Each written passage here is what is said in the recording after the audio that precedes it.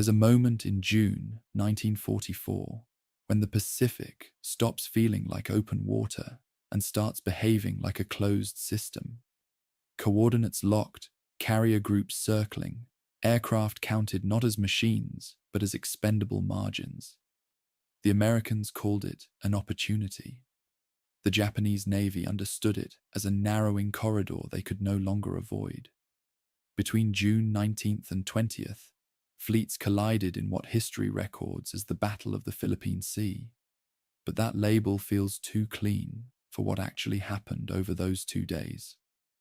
Far out at sea, Task Force 58 moved with quiet precision. 15 fleet carriers, 7 light carriers, hundreds of escort vessels forming a layered shield. On their decks sat more than 900 aircraft, fighters, dive bombers, torpedo planes, each one fueled, armed, and logged into a system that calculated launch windows down to minutes. Opposite them, the Imperial Japanese Navy assembled 9 carriers with roughly 450 aircraft. On paper, it looked like a contest. In reality, it was an imbalance already beginning to erode one side before the first shot landed. What makes this collision harder to grasp is how far apart the fleets were. There was no horizon filled with ships firing at each other. Instead, the battle stretched across hundreds of miles of ocean, fought almost entirely by aircraft that lifted off, disappeared into sky, and either returned or didn't. Pilots flew into coordinates relayed through radio chains that sometimes stalled, sometimes fractured under pressure. A delay of even a few minutes could mean arriving over empty ocean or flying directly into a defensive screen that recalibrated faster than expected. Inside one American fighter cockpit, a Grumman F-6F Hellcat, the experience wasn't abstract strategy. The engine vibrated through the pilot's spine, a constant mechanical pressure that never softened. Sweat collected under a flight helmet despite the altitude. Oxygen masks fogged at the edges. Then radar vectors tightened, and the sky ahead began to fill with incoming formations. Japanese aircraft approaching in staggered waves, some flying low, others climbing to altitude, all attempting to break through a defensive grid that had been drilled relentlessly for months. Here's where the arithmetic turns brutal. American radar detected incoming strikes at distances exceeding 100 miles, giving defenders time to launch interceptors in layered waves. Fighter direction officers guided pilots with near-constant updates, altitude, bearing, speed, until interception became inevitable. The result fractured the Japanese attacks before they reached their targets. Wave after wave collided with American fighters and anti-aircraft fire. Pilots later described the sky as crowded with burning aircraft, parachutes, and debris falling into open water. I found myself lingering over a detail from pilot accounts, how quickly training disparities surfaced. Many Japanese aviators in this battle had fewer than 100 flight hours. Some had barely practiced carrier landings under combat conditions. In contrast, American pilots often exceeded 300 hours and operated within a system that rotated experienced crews back as instructors. Reading that, I couldn't ignore the imbalance. It wasn't just machines or numbers. It was accumulated experience colliding with urgency. By the end of the first day, the losses had already tilted heavily. The Japanese launched multiple large-scale strikes, over 300 aircraft in total, yet only a fraction reached American ships, and even fewer inflicted damage. American losses remained comparatively low. The phrase, Great Mariana's Turkey Shoot, would later attach itself to this battle, not as humor, but as a blunt reflection of how one-sided the aerial engagements became. But the second day carried a different tension. American forces located the Japanese fleet at extreme range, over 300 miles away. It was late afternoon, when the decision came. Launch a strike that would likely return after dark, pushing aircraft and pilots beyond standard operational limits. More than 200 American planes took off, fully aware that fuel margins would tighten dangerously on the return flight. They struck Japanese carriers, damaging several and contributing to the sinking of vessels like the Japanese aircraft carrier Taiho and Japanese aircraft carrier Shokaku. Both lost not only to bombs, but to internal explosions triggered by fuel vapor and torpedo hits. Then came the return. Night fell. Pilots navigated back across open ocean, with fuel gauges dropping toward empty. Some ditched at sea, others attempted landings on carriers barely visible in darkness. In one of the more unusual decisions of the war, American carriers turned on their deck lights, risking detection to guide returning aircraft. It worked, but not without cost. Dozens of planes were lost simply trying to land. By the time the battle ended, Japanese naval aviation had been gutted. Around 400 aircraft destroyed, along with many of their remaining experienced pilots. The carriers themselves, once the core of Japan's naval striking power, no longer held the trained air groups needed to function effectively. The loss didn't just damage the fleet, it hollowed it out from within. If you step back for a second, the Pacific shifts again. With Japanese carrier aviation eroded, American forces gained a level of operational freedom that would carry forward into subsequent campaigns. But that's the wider frame. Narrow it down, and what remains are fragments. A pilot scanning a dark horizon for a carrier that might not be there. A radio call breaking into static mid-sentence. The quiet realization that fuel has dropped below what calculations promised. Stay with that image as everything slows. You don't need to track every squadron or sortie. Let it settle into something softer. The distant hum of engines fading. The ocean stretching out beneath aircraft that may or may not find their way home. There's more ahead. The decisions, the miscalculations, the final consequences. But not all at once. Ease into it. Let the tension drift just enough for rest to find its way in. This is the entire history of the Battle of the Philippine Sea. Chapter 1. The Fuel That Wasn't There. The 11th of May, 1944. Tawi-Tawi Anchorage, Sulu Archipelago. The heat sits on the water like a physical weight, 91 degrees Fahrenheit by the meteorological log. Humidity somewhere north of 85%. The kind of wet tropical air that makes steel sweat and men slow. The Imperial Japanese Navy's mobile fleet is here.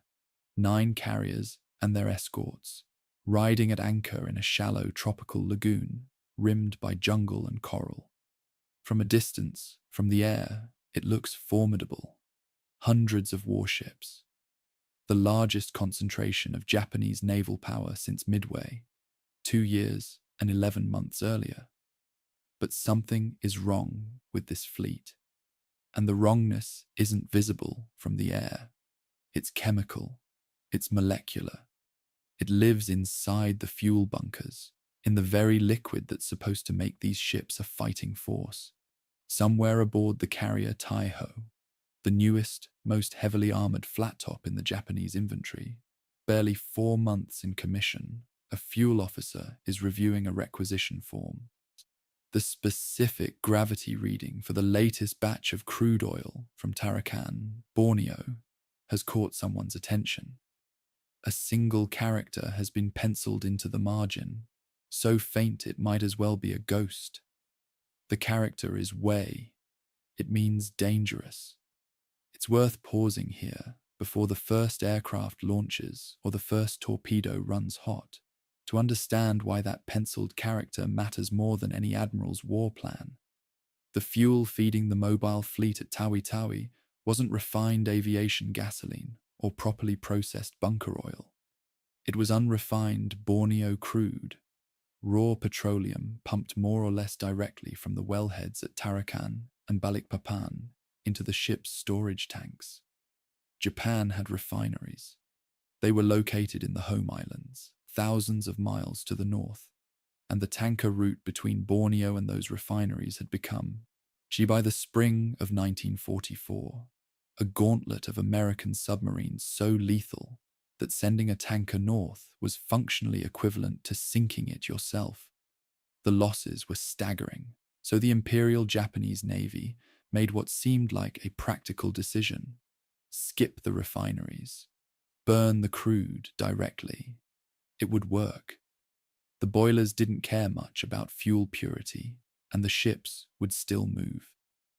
The problem that the fuel officer's marginal note was trying to flag, was that unrefined Tarakan crude contained concentrations of light hydrocarbon fractions, pentanes and butanes primarily, that behaved very differently from processed fuel.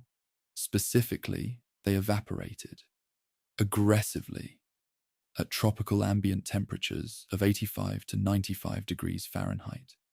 This crude oil produced vapor pressures exceeding 8 pounds per square inch. Those vapors collected in fuel lines, in pump housings, in the gaps between storage tanks and the compartments surrounding them. They hung in the air like an invisible fog, waiting for a spark. The Taiho's fuel distribution system had been designed with this kind of risk in mind, but designed for refined fuel with predictable vapor characteristics. The carrier used a pressurized carbon dioxide inerting system that was supposed to blanket fuel storage areas with non-flammable gas, smothering any vapor before it could reach combustible concentrations. For refined fuel, with a flash point around 300 degrees Fahrenheit, this system worked beautifully. For unrefined Borneo crude, with a flash point somewhere between 130 and 170 degrees Fahrenheit, the CO2 blanketing couldn't keep up. The vapor was being produced faster than it could be suppressed. Every fuel line on the ship was, in a technical sense, a fuse. Nobody lit it. Not yet. That would come 39 days later, and when it did, it would destroy the most modern carrier in the Japanese fleet in less than 20 minutes. But here at Tawi-Tawi, in mid-May, the danger existed only as a penciled character, on a form and a vague unease among the engineering staff. The official record doesn't capture unease. It captures requisition numbers and specific gravity readings. The fear lived between the lines. The fuel problem was bad enough, but Tawi-Tawi had a second affliction, and this one moved under the water with periscopes and torpedo tubes. American submarines, specifically the boats operating out of Fremantle, Australia, under Rear Admiral Ralph Christie's command, had found the anchorage. They couldn't get inside the reef, but they didn't need to. They parked themselves outside the exits and waited. The USS Harder, a Gato-class submarine under the command of Commander Sam Dealey, was particularly aggressive. Dealey was the kind of submarine skipper who made Japanese destroyer captains nervous, a man whose patrol reports read with the clinical precision of a surgeon's notes. In late May and early June, Harder sank the destroyer Minetsuki and damaged others in the approaches to Tawi-Tawi, creating a submarine barrier that Vice Admiral Jisaburo Ozawa, commanding the mobile fleet, couldn't ignore. Every time Ozawa considered sending his carriers out to conduct training exercises in open water, exercises his Green Air Groups desperately needed, the submarine threat pushed him back inside the reef. The fleet sat. The pilots didn't fly. The fuel slowly evaporated in its tanks, and the clock ticked toward a battle that the Americans were already preparing, and that Ozawa could feel coming but couldn't adequately rehearse for. The daily fuel consumption of a fleet at anchor is not a number that appears in dramatic narratives, but it should.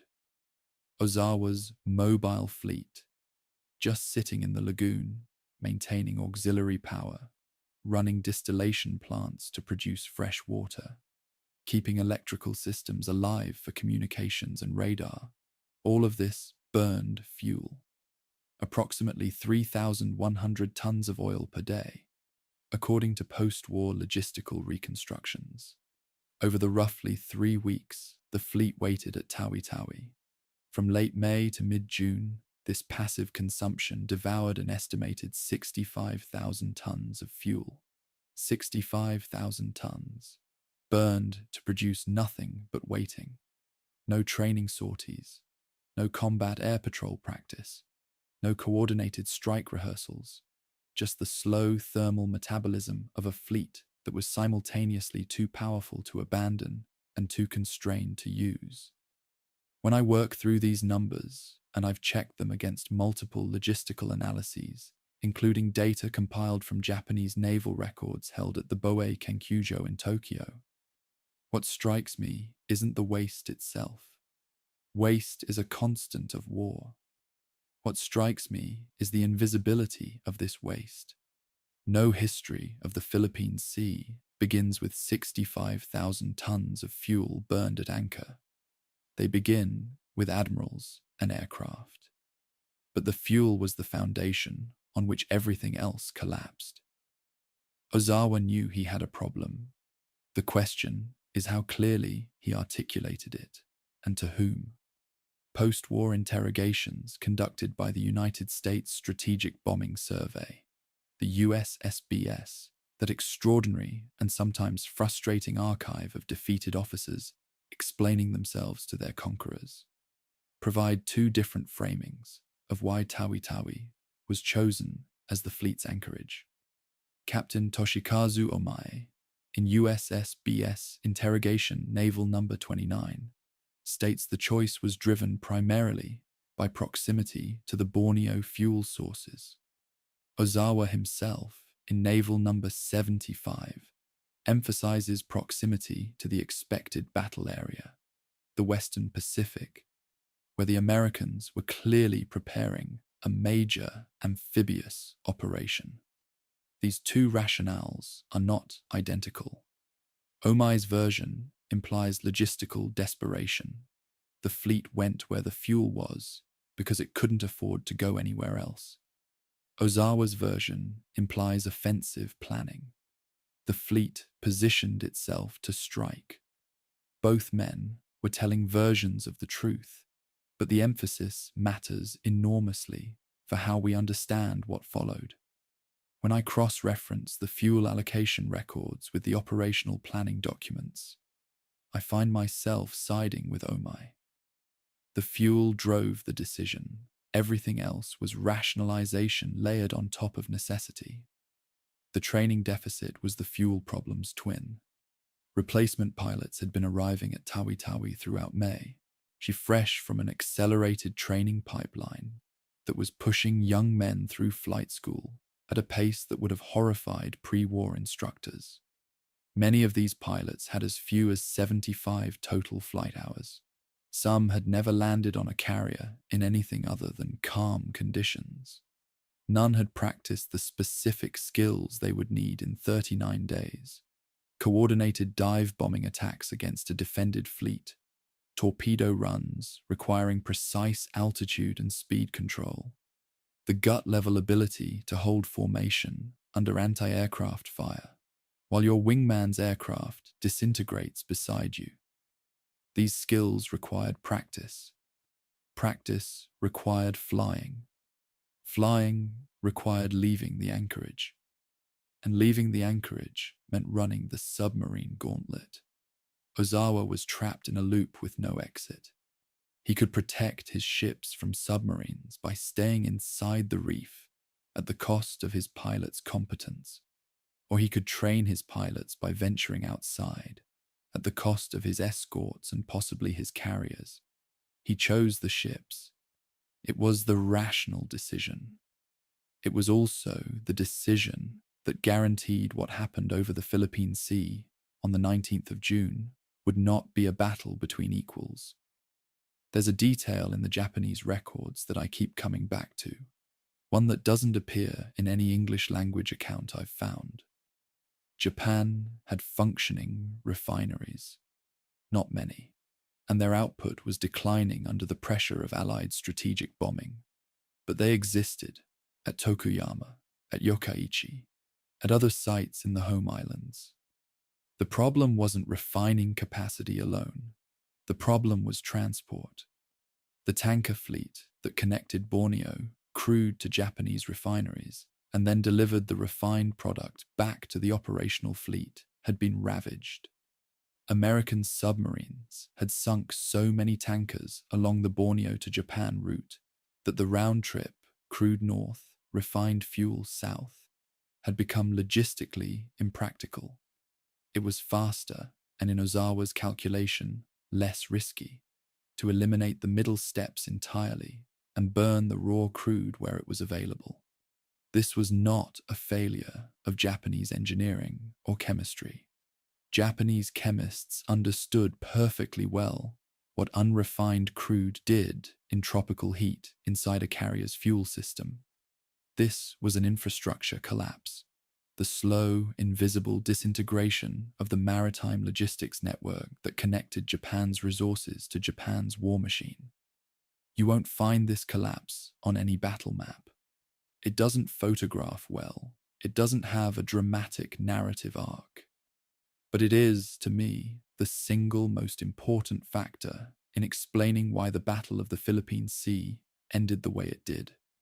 The Americans, for their part, were not thinking about Japanese fuel quality in May of 1944. They were thinking about Saipan. Operation Forager, the invasion of the Mariana Islands, was the next step in the Central Pacific Drive that had begun at Tarawa 6 months earlier and continued through Kwajalein and Eniwetok. Saipan mattered because it would put the new B-29 Superfortress bombers within range of the Japanese home islands, a strategic reality that Tokyo understood with perfect clarity.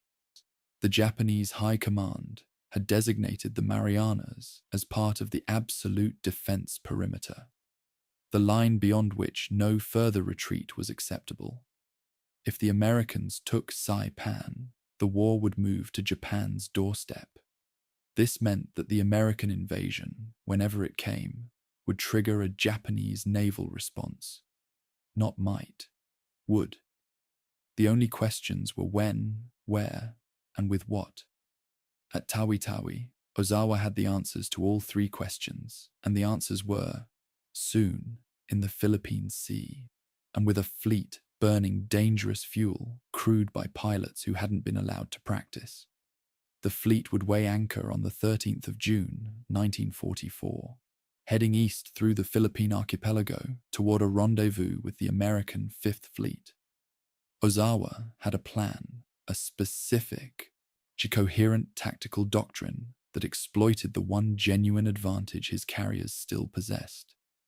We'll examine that plan later. But as the mobile fleet filed out of Tawi-Tawi Lagoon, past the reef where Sam Dealey's submarines had kept watch, something had already been decided. Not by admirals or war planners, but by chemistry. The unrefined Borneo crude was in the tanks. The vapor was in the lines. The undertrained pilots were in their ready rooms, studying attack profiles they had never practiced. And somewhere in an archive in Tokyo, a requisition form with a penciled warning sat in a filing cabinet, its message delivered and ignored. The fleet sailed east. The fuel sailed with it. Chapter 2. Spruance's Silence. Late May, 1944. Pearl Harbor, Territory of Hawaii.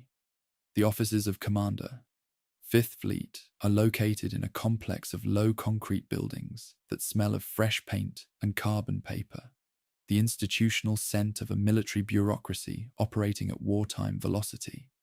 Admiral Raymond Ames Spruance works here, though works may be the wrong verb. Spruance processes.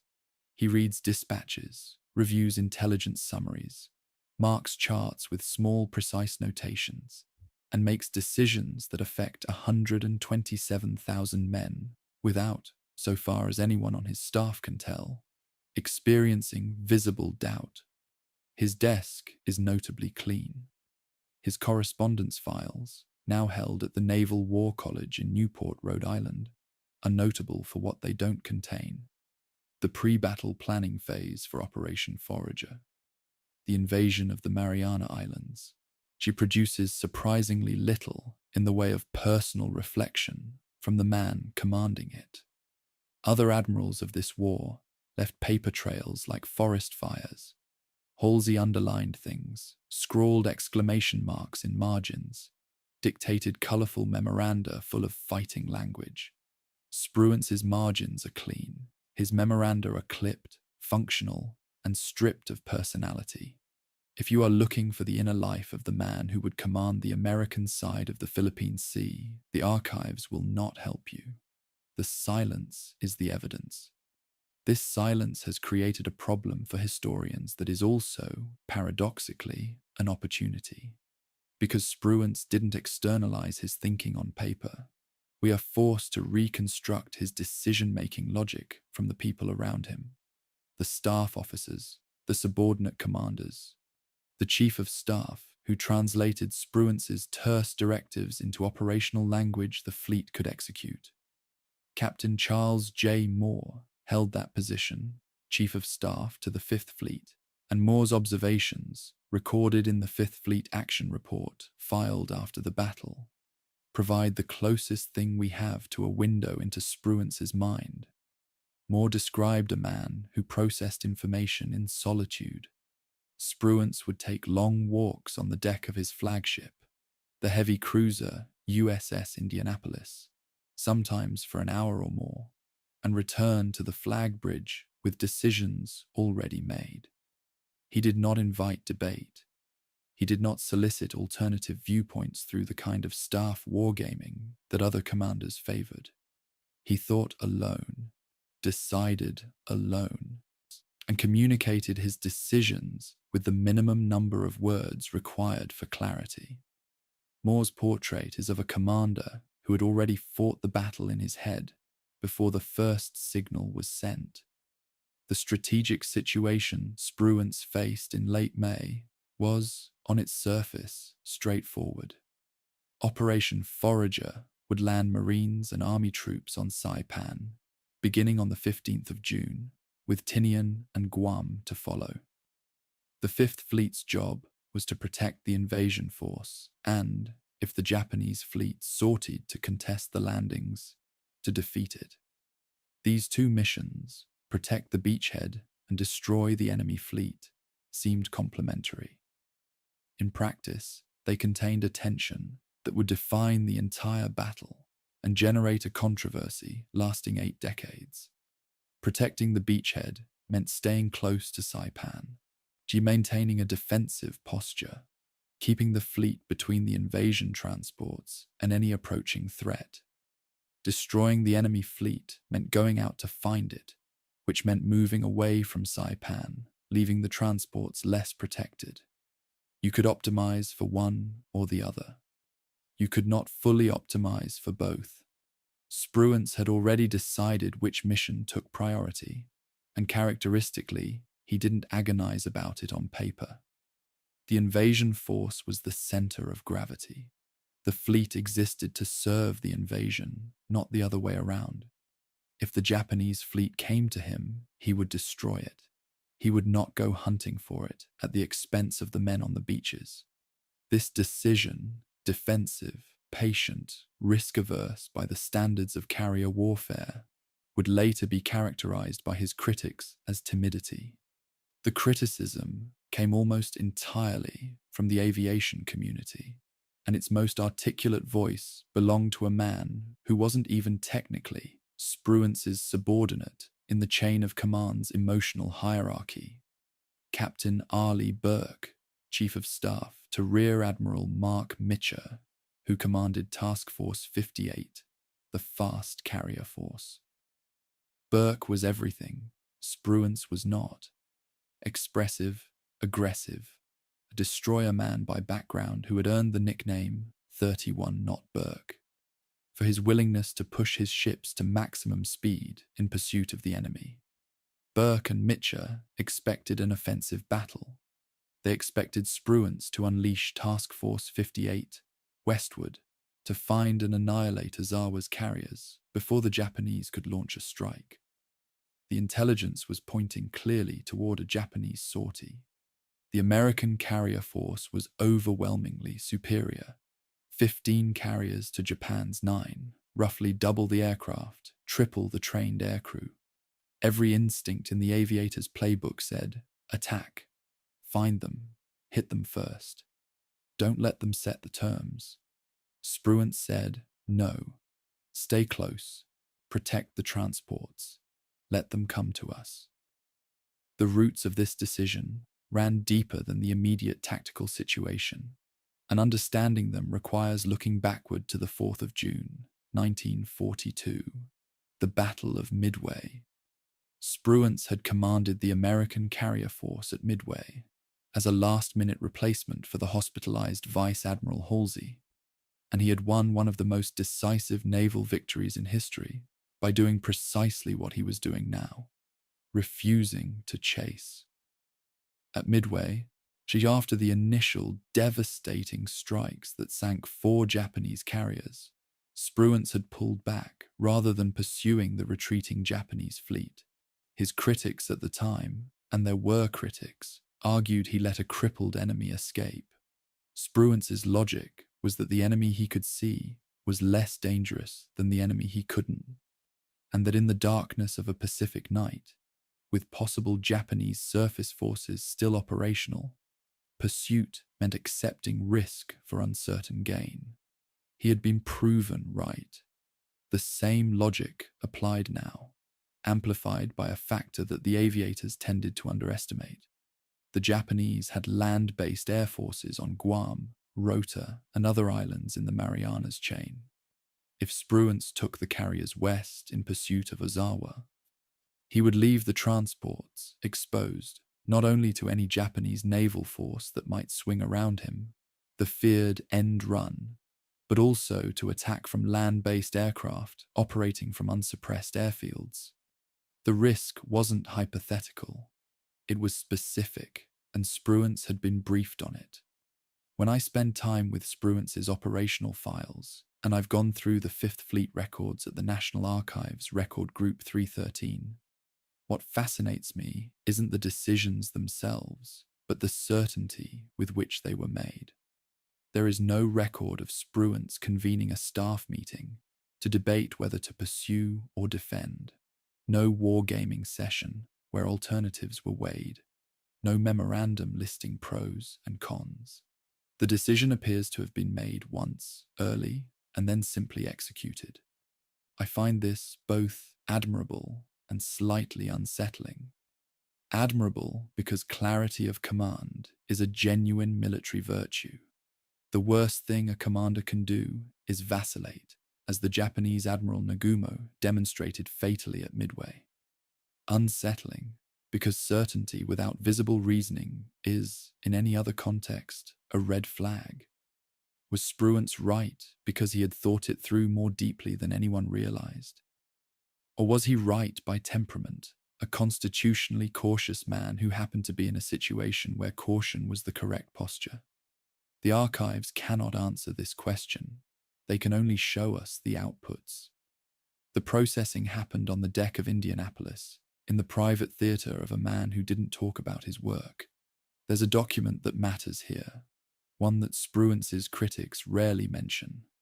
Admiral Ernest King, the Chief of Naval Operations and Commander-in-Chief of the United States Fleet, the most powerful naval officer in the American command structure, had issued pre-battle operational guidance through Admiral Nimitz that explicitly identified the capture of the Marianas as the primary objective of the operation, not the destruction of the Japanese fleet, not the pursuit of Ozawa, the capture and occupation of Saipan, Tinian, and Guam. Spruance had bureaucratic authorization from the highest level of the Navy's command hierarchy for the exact defensive posture he adopted. This doesn't settle the debate. King's guidance could be read as establishing priorities rather than prohibiting pursuit, but it means that Spruance wasn't freelancing. He was executing a mission as defined by his superiors. The aviators, who wanted an aggressive westward pursuit, were, in a sense, arguing not just against Spruance, but against King. This context tends to disappear in accounts that frame the battle as Spruance's personal failure of aggression. The Fifth Fleet that Spruance commanded into the Philippine Sea was the most powerful naval force ever assembled to that point in human history. Task Force 58 alone, Mitch's fast carriers, comprised 7 fleet carriers and 8 light carriers, carrying approximately 890 aircraft, escorted by 7 fast battleships, 21 cruisers, and 69 destroyers. Behind this striking force lay the amphibious fleet, 535 ships carrying 127,571 troops, their equipment, their ammunition, their food, their medical supplies, and, as we'll see, their dental clinics. The total displacement of the forces under Spruance's command exceeded 2 million tons. This was not a fleet. It was a floating nation, a self-contained military civilization projected across 3,500 miles of ocean, and it was Spruance's job to keep it alive. When I think about the Spruance versus Mitchell debate, and I think about it often because it is one of those arguments where both sides are partly right, and the evidence supports neither conclusion fully, I keep returning to this number: 2 million tons. The weight of Spruance's responsibility wasn't abstract.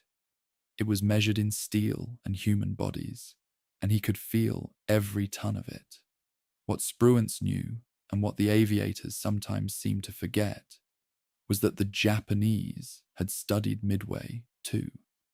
They knew about the end run concept, the possibility of detaching a fast surface force to swing around the American carriers and strike the transports directly. Japan had, in fact, considered exactly this kind of divided force operation for Ago, the decisive battle plan. Whether Ozawa would actually attempt it was unknowable in advance, but the possibility was real, and the consequences of being wrong were catastrophic.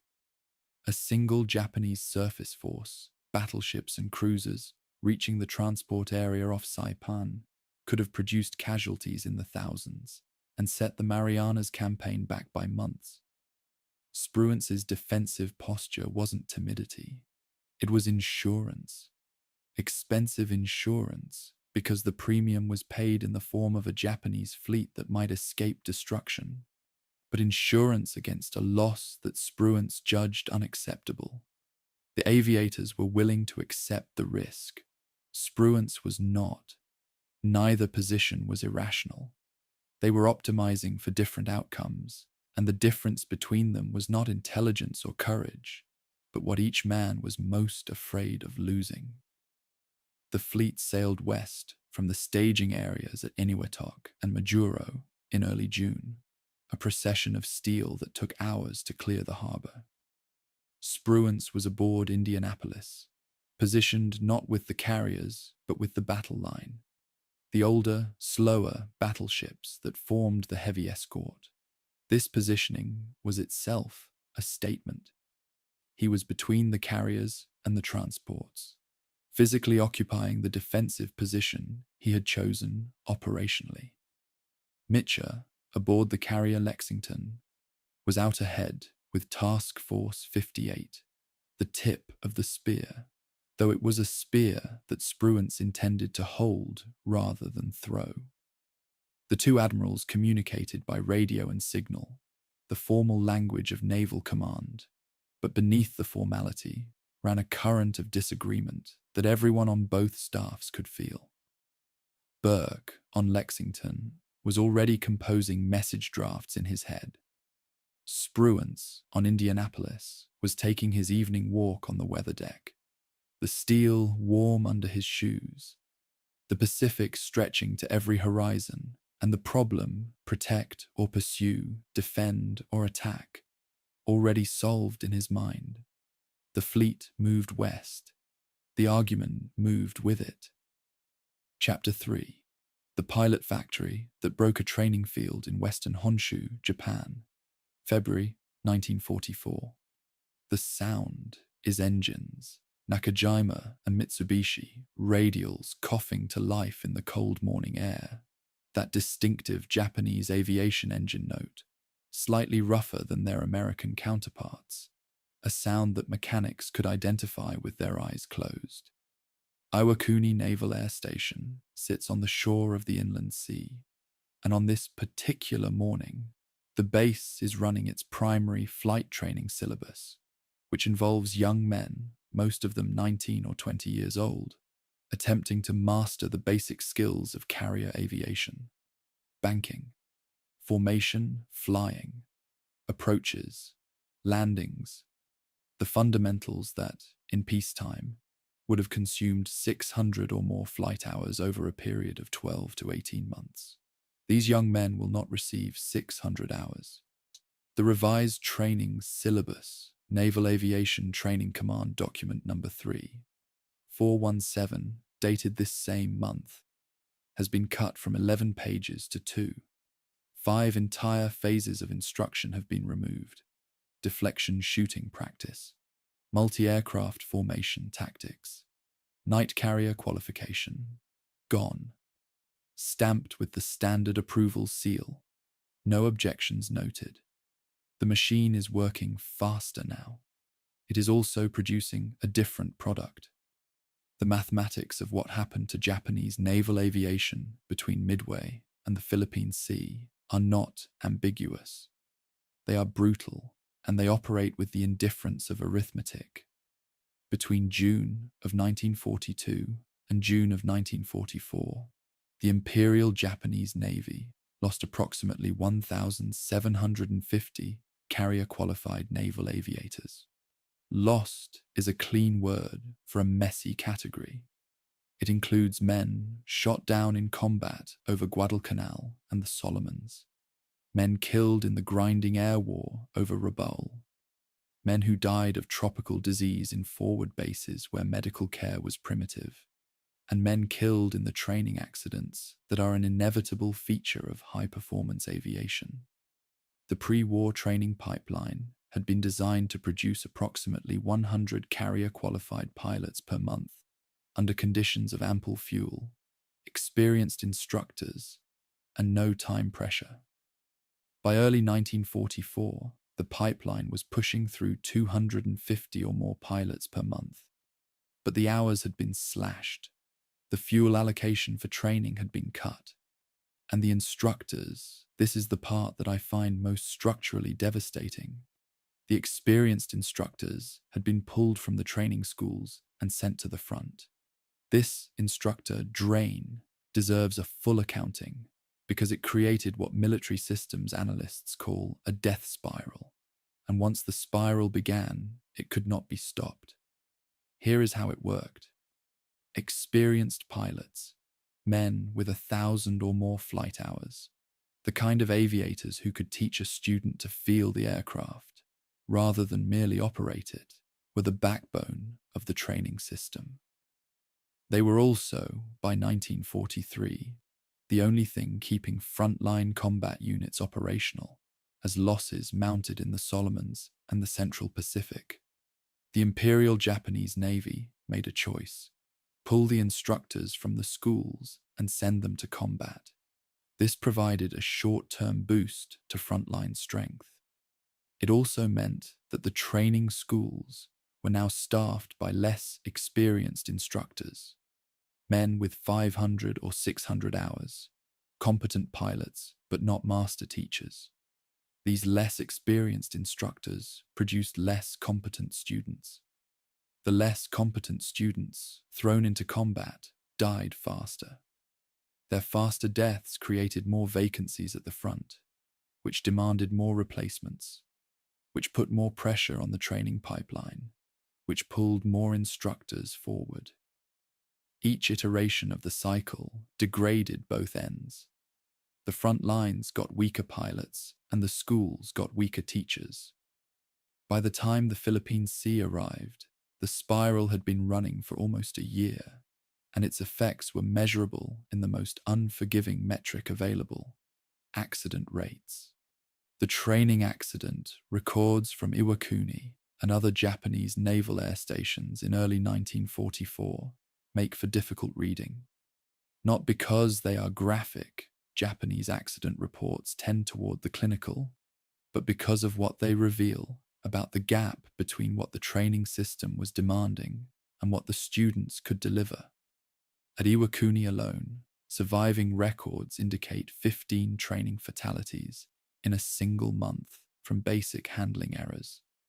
Stall spin accidents, the most elementary failure mode in aviation, the thing a pilot is supposed to learn to avoid in his first 50 hours. Landing gear failures on approach.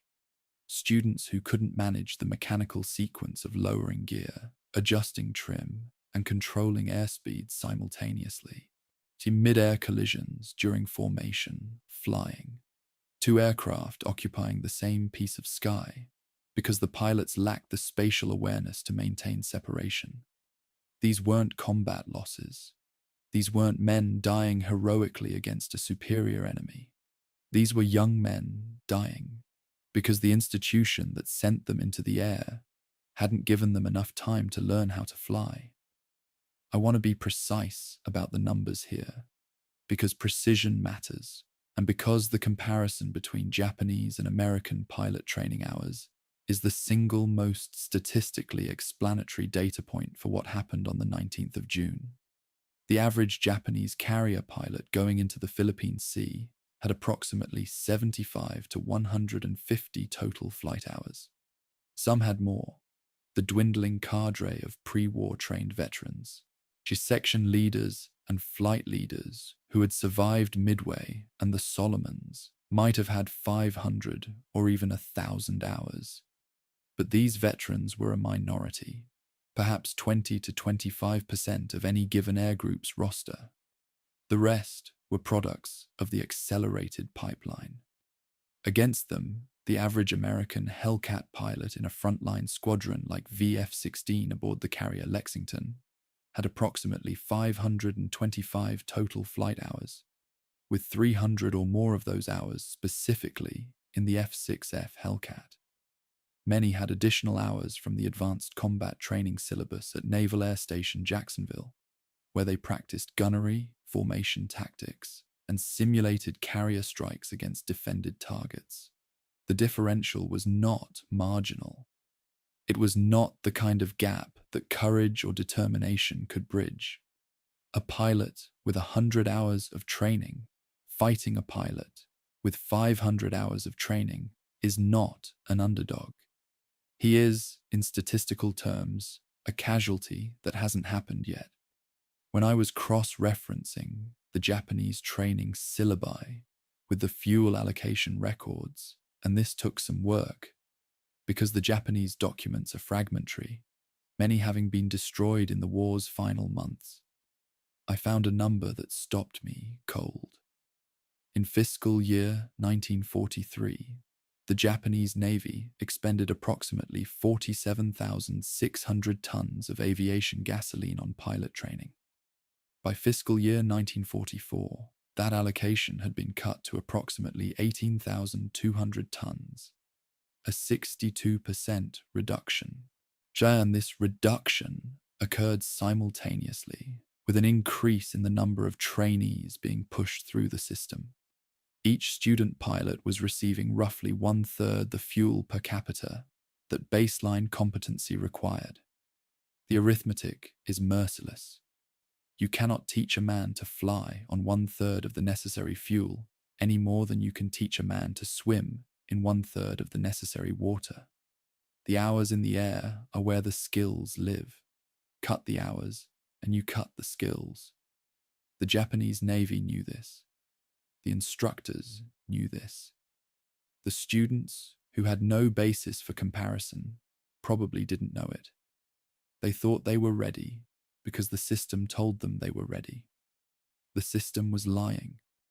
There's a dimension to this that transcends statistics, and I think it's important to address it directly because the statistics, if we're not careful, become a kind of anesthetic. Each of those 15 training deaths at Iwakuni in a single month, and that's just one base in 1 month from incomplete records, represents a specific young man, probably 19 or 20, probably a volunteer motivated by patriotism or family honor, or the particular social pressures that funneled young Japanese men into military service in the 1940s. He reported to Iwakuni expecting to become a naval aviator, a member of one of the most elite military communities in Japan. He was given an aircraft, a rudimentary briefing, and insufficient time. And then he was killed by the gap between what he had been taught and what the aircraft demanded. The institution that recruited him, trained him, and sent him into the air bears responsibility for his death in a way that is qualitatively different from the responsibility it bears for combat casualties. Combat deaths are, in some grim sense, the expected cost of war. Training deaths at this rate are the cost of institutional failure. They are the cost of a system that has chosen to prioritize throughput over competence, quantity over quality, speed over survival. The contrast with the American training pipeline is not merely quantitative, more hours, more fuel, but structural. The US Navy's aviation training program in 1943 and 44 was, by any reasonable assessment, the most effective military pilot production system in history. It began with primary training in low-performance aircraft. She progressed through basic and intermediate phases with increasingly complex machines, and culminated in advanced training at specialized schools where pilots learned combat-specific skills: gunnery, dive bombing, torpedo attack, night flying, carrier qualification. The total program consumed approximately 12 to 14 months and produced a pilot with 500 to 600 hours of thoroughly documented flight time. Critically, the American system did not strip its instructors. The Navy maintained a dedicated instructor corps, many of them combat veterans rotated back from the Pacific specifically to teach, who brought real-world experience into the training syllabus without depleting frontline strength. This wasn't generosity. It was policy, a deliberate institutional decision that short-term combat strength mattered less than long-term pilot quality. The Japanese made the opposite choice. The consequences played out over the Philippine Sea on a clear June day, when two air forces, one trained and one not, met in the same sky. One detail from the Japanese training records deserves particular attention because it illuminates a structural failure that goes beyond pilot hours. The Imperial Japanese Army Air Force, a completely separate organization from the Navy, with its own training pipeline, its own aircraft procurement, its own institutional culture, actually maintained slightly higher per-pilot training hours through mid-1944 than the Navy did. This wasn't because the Army was better managed. It was because carrier aviation is inherently more skill-intensive than land-based operations. Landing on a ship that's moving at 25 knots in a crosswind requires a set of perceptual motor skills that land-based flying simply doesn't. The Navy's more dramatic training collapse was partly a function of this higher skill floor, and partly a function of something even more damaging: institutional rivalry. The two services refused to coordinate training infrastructure. They operated parallel, competing systems, duplicating effort and dividing resources, even as both were losing to the Americans. Japan's two air forces were fighting each other for fuel, for instructors, for aircraft. At the same time, they were both losing the war. The waste is almost incomprehensible, and it was entirely self-inflicted. The pilots who launched from Ozawa's carriers on the morning of the 19th of June, 1944, were the output of this broken system. They had the aircraft. Japan's industrial production, though declining, had delivered enough Zeros, Judys, and Jills to fill the air groups. They had the courage. No serious historian questions the personal bravery of Japanese naval aviators, early or late in the war. What they didn't have was the ability to find a moving fleet in open ocean using dead-reckoning navigation with a 5-degree heading error tolerance. They didn't have the muscle memory to hold a 60-degree dive at 250 knots, while anti-aircraft shells burst around them. They didn't have the formation discipline to concentrate their attacks rather than straggling in piecemeal. And many of them didn't have the carrier landing experience to recover aboard their ships, even if they survived the strike. A carrier landing requires a minimum of 30 to 40 practice attempts before a pilot achieves consistent proficiency. The perceptual skill of reading the landing signal officer's paddles while controlling airspeed, altitude, and alignment simultaneously on a pitching deck. Many of the pilots heading into the Philippine Sea had performed 6 to 10 carrier landings total. The skill wasn't there. It couldn't be. The hours hadn't been flown. The fuel hadn't been burned. The instructors had been sent to die. And now their students were following them. Chapter 4. Operation Forager's Floating City. The first week of June, 1944. Eniwetok Atoll, Marshall Islands. The lagoon is full. That sentence doesn't do justice to what full means in this context. So let me try again. 535 ships are assembled in this anchorage, packed so tightly that a man in a small boat could, in theory, cross the lagoon by stepping from deck to deck without ever touching water. Battleships, cruisers, destroyers, attack transports, cargo ships, LSTs, hospital ships, fleet oilers, ammunition ships, repair ships, and a dozen other vessel types that don't have dramatic names, but without which no amphibious operation can function.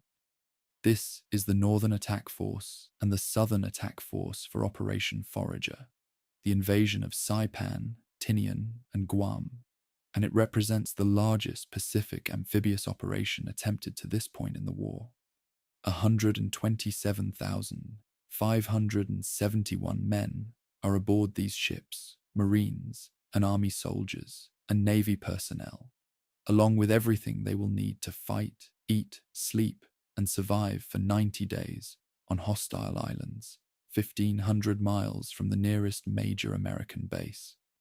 The manifest for a single attack transport, and I've spent time with these manifests, held in the National Archives, Record Group 313, reads less like a military document and more like the inventory of a small city being relocated by sea. The cargo manifests are where the scale of this operation becomes tangible. One form, a standard Navy supply requisition for Attack Transport Division 26, survives in the archives. Line item 3847 reads, toilet paper, rolls, 14,000. Someone has crossed out the 14,000 in red pencil and written 22,000 with an annotation per a supply officer, noting that the Marines would need more than the original estimate suggested. It is the most human document in the entire Philippine Sea archive. I mention it not as comedy, but as evidence. An invasion force is not a collection of warriors. It is a biological system. 127,000 bodies that must be fed, hydrated, sheltered, medicated, and yes, provided with toilet paper every single day for months, thousands of miles from home. The logistics of this biological maintenance are staggering, and almost entirely absent from standard accounts of the battle that followed. We remember the aircraft. We forget the 14,000 rolls of toilet paper that someone decided weren't enough. The total cargo embarked in the Forager amphibious fleet measured approximately 1,543,000 measurement tons. To understand what that means in concrete terms, it included 87,000 tons of ammunition, enough explosives to approximate, in raw TNT equivalents, not nuclear yield, the destructive power of roughly 40 Hiroshima-type atomic weapons. It included enough food for 90 days. It included water distillation equipment, because Saipan's fresh water supply was expected to be inadequate and possibly contaminated. It included road building equipment, because the Marines would need to move supplies from beach to front line, and there were no roads suitable for heavy military traffic. And it included 14 complete dental clinics, with chairs, drills, and X-ray equipment. Dental clinics. The invasion planners had looked at the expected campaign duration on Saipan and concluded it would last long enough that Marines would develop dental problems requiring professional treatment. This detail is small, but I find it revelatory. It tells us that the men planning Forager were not thinking in terms of a dramatic assault followed by a quick victory. They were thinking in terms of a sustained occupation, a grinding campaign measured in months, during which ordinary human needs, toothaches included, would have to be met. Every item in that 1,543,000 tons had to be loaded onto a specific ship in a specific order, and the order mattered in ways that could determine whether men lived or died. The Navy had learned this lesson at Guadalcanal 2 years earlier, where administratively loaded transports, cargo organized for efficient use of space, had required hours of rummaging through holds to find the ammunition the Marines needed immediately. The doctrine that emerged was called combat loading, organizing cargo for tactical accessibility rather than spatial efficiency. Under combat loading, the items needed first ashore, demolition charges, medical supplies, 81mm mortar ammunition, were placed in the uppermost layers of the topmost holds, directly accessible to the ship's cargo booms. Heavier equipment needed later, vehicles, construction materials, bulk provisions, went deeper. This arrangement wasted approximately 40% of a transport's cargo capacity, 40%. Almost half the ship's volume was sacrificed to ensure that the right crate could be pulled out of the right hold at the right moment. No one discusses this cost, but it meant the invasion force required roughly 40% more ships than a purely efficient loading scheme would have demanded. The inefficiency was the point. Combat loading was a tax paid in hulls and fuel to buy time on the beach. The vulnerability of this floating city was not abstract. A loaded ammunition transport hit by a single torpedo or a single well-placed bomb could produce a secondary explosion of staggering magnitude. 87,000 tons of ammunition, distributed across dozens of ships, meant that each individual ship carried enough explosives to destroy itself and everything within several hundred yards. The transport area off Saipan would be, for the duration of the unloading, one of the most explosive concentrations of material in human history. This was what Spruance was protecting, not a concept, not a strategic abstraction.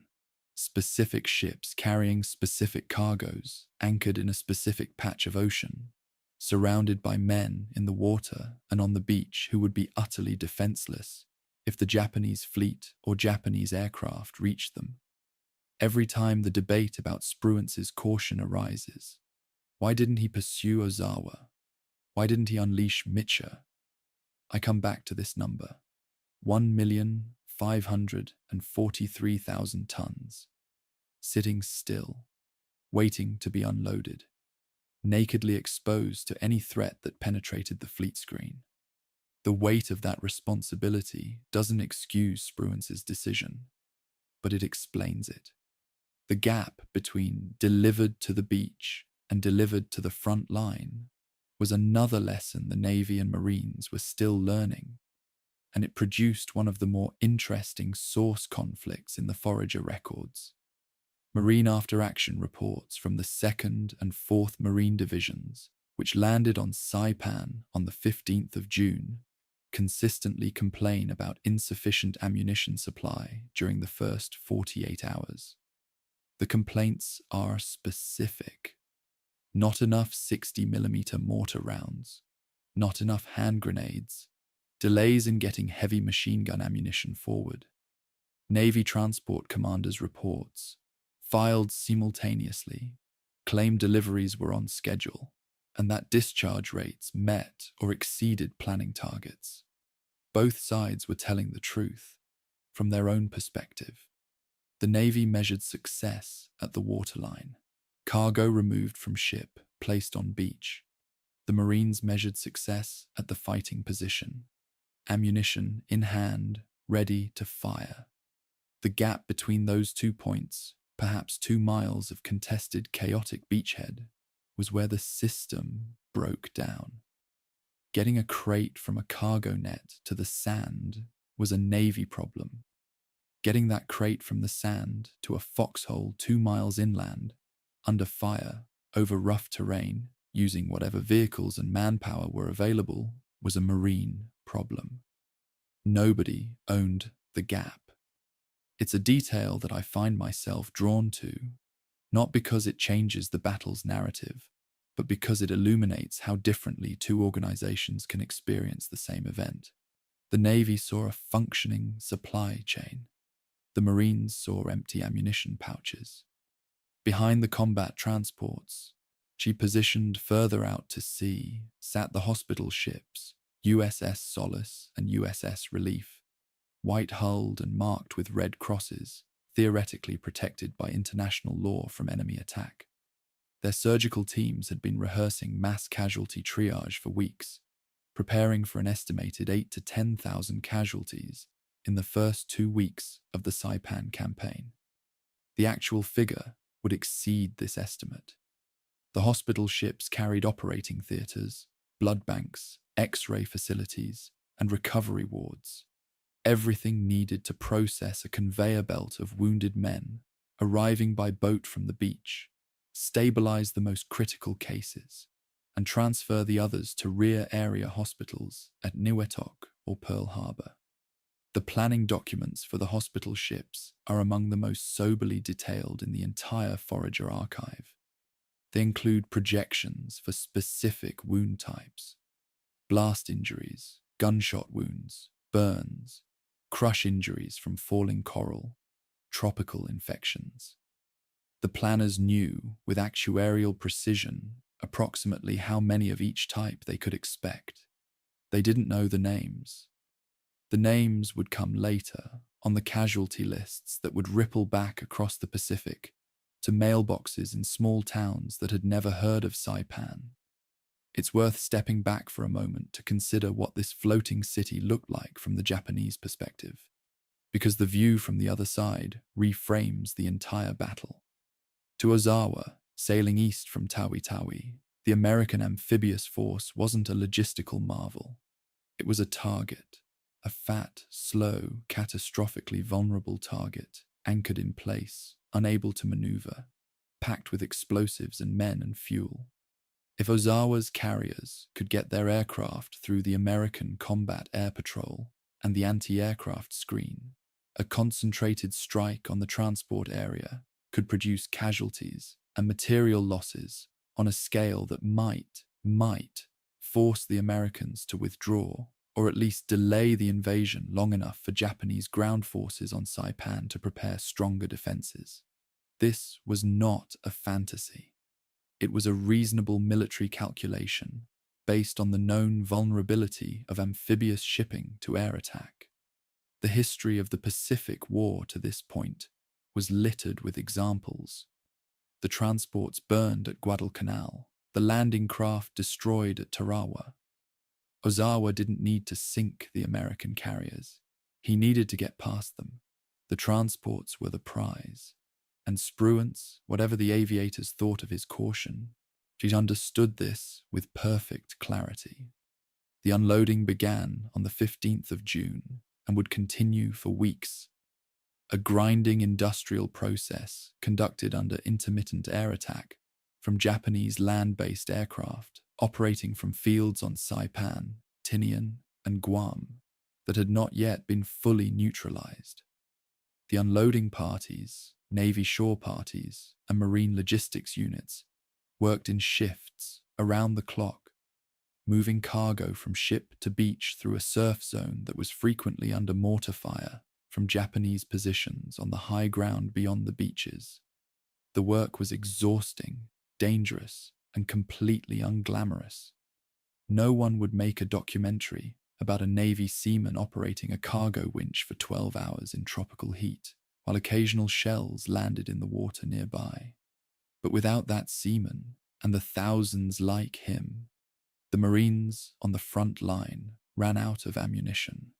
The entire edifice of the Pacific Campaign rested on the shoulders of men whose names appear only on muster rolls and cargo manifests, not in histories of the battle.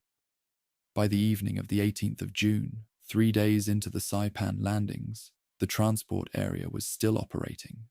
The beaches were secured, if chaotic. Cargo was flowing, if imperfectly. Casualties were mounting, but within the planner's grim projections. And somewhere to the west, beyond the horizon, Ozawa's mobile fleet was approaching. Spruance had positioned Task Force 58 between the transports and the direction of the expected Japanese approach, west-southwest, creating a shield of carriers, battleships, and destroyers that would have to be penetrated before any Japanese aircraft could reach the transport area. 535 ships sat behind that shield, 127,000 men, 1,543,000 tons of cargo, including 87,000 tons of ammunition and 14 dental clinics. The stakes were measured in tonnage and teeth and toilet paper, and every pound of it depended on the decisions of two men who had never met. Raymond Spruance, who intended to hold the line, and Jizaburo Ozawa, who intended to break it. Chapter 5. The Codebreaker's Headache. Pearl Harbor, territory of Hawaii. The second week of June, 1944. The building is nondescript, a concrete structure that looks like every other administrative building in the Pearl Harbor complex, which is exactly the point. Inside, the Joint Intelligence Center, Pacific Ocean Areas, JICPOA, operates around the clock, processing the raw material of signals intelligence into something that admirals can use. The work is not glamorous. It is, in fact, tedious to a degree that would astonish anyone who imagines code breaking as a flash of insight rather than a grinding industrial process. Hundreds of intercepted Japanese naval messages arrive daily from listening stations scattered across the Pacific, from Wahiawa on Oahu, from stations in Australia, from mobile units aboard ships. Each message is a string of 5-digit number groups, encrypted in the latest variant of JN25, the primary Japanese naval operational code. Most of the messages are routine: supply requests, weather reports, personnel transfers.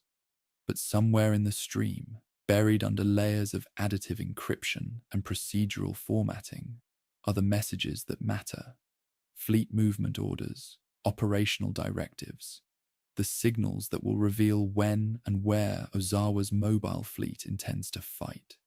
The popular mythology of Allied code-breaking, ultra, magic, the genius of Bletchley Park and its Pacific equivalents, tends to present signals intelligence as a kind of omniscience. The codebreakers read the enemy's mail, and therefore the Allies knew what the enemy was going to do. This is, to put it generously, an oversimplification.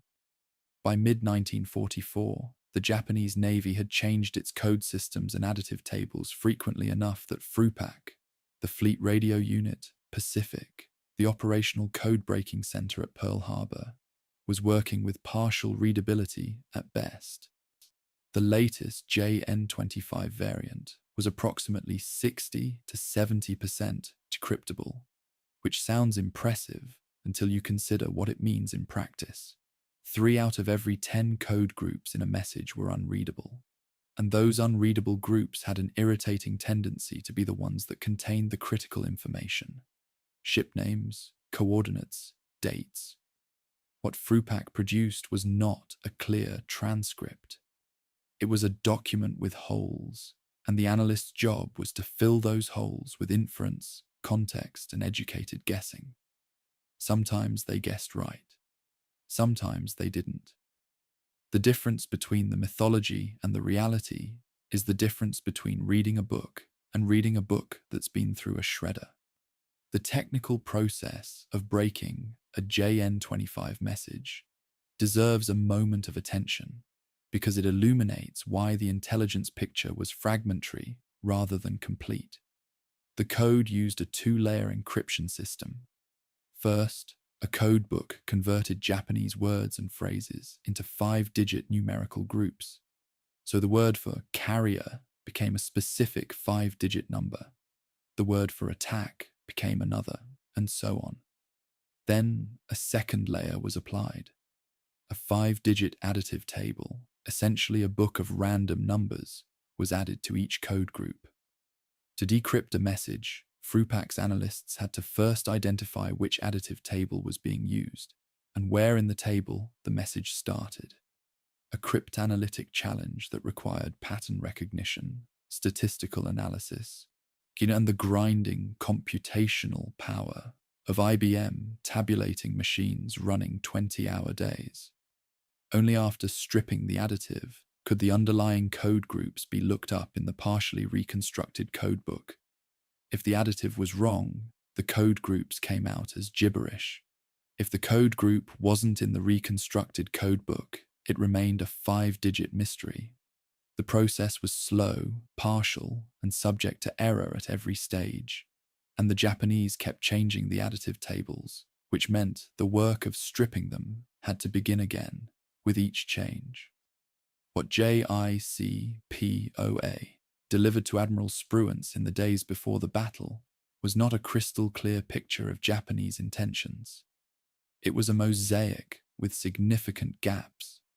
The intelligence community could confirm that a major Japanese naval operation was being planned. The sheer volume of intercepted traffic made this obvious, even without reading the content. They could confirm that Ozawa's mobile fleet had sortied from Tawi-Tawi. They could provide approximate force composition estimates. What they could not provide, with any useful precision, was Ozawa's exact position, his precise course, his formation, or whether he intended to attack as a single unified force or divide his fleet into multiple approach vectors. The pre-battle intelligence estimate from JYCPOA credited the Japanese mobile fleet with approximately 430 to 475 carrier aircraft across 9 carriers. Mitchell's own Task Force 58 intelligence staff, working independently, estimated closer to 350 to 375, based on their assessment of Japanese air group strength after recent combat attrition. The actual number was approximately 440. JICPOA was closer, but Mitchell's staff believed their own estimate was more credible because it was based on operational rather than theoretical strength. Both estimates were defensible. Neither was complete. This is the reality of intelligence work. Competing assessments, each supported by evidence, each partially wrong, and the commander has to choose which one to plan against.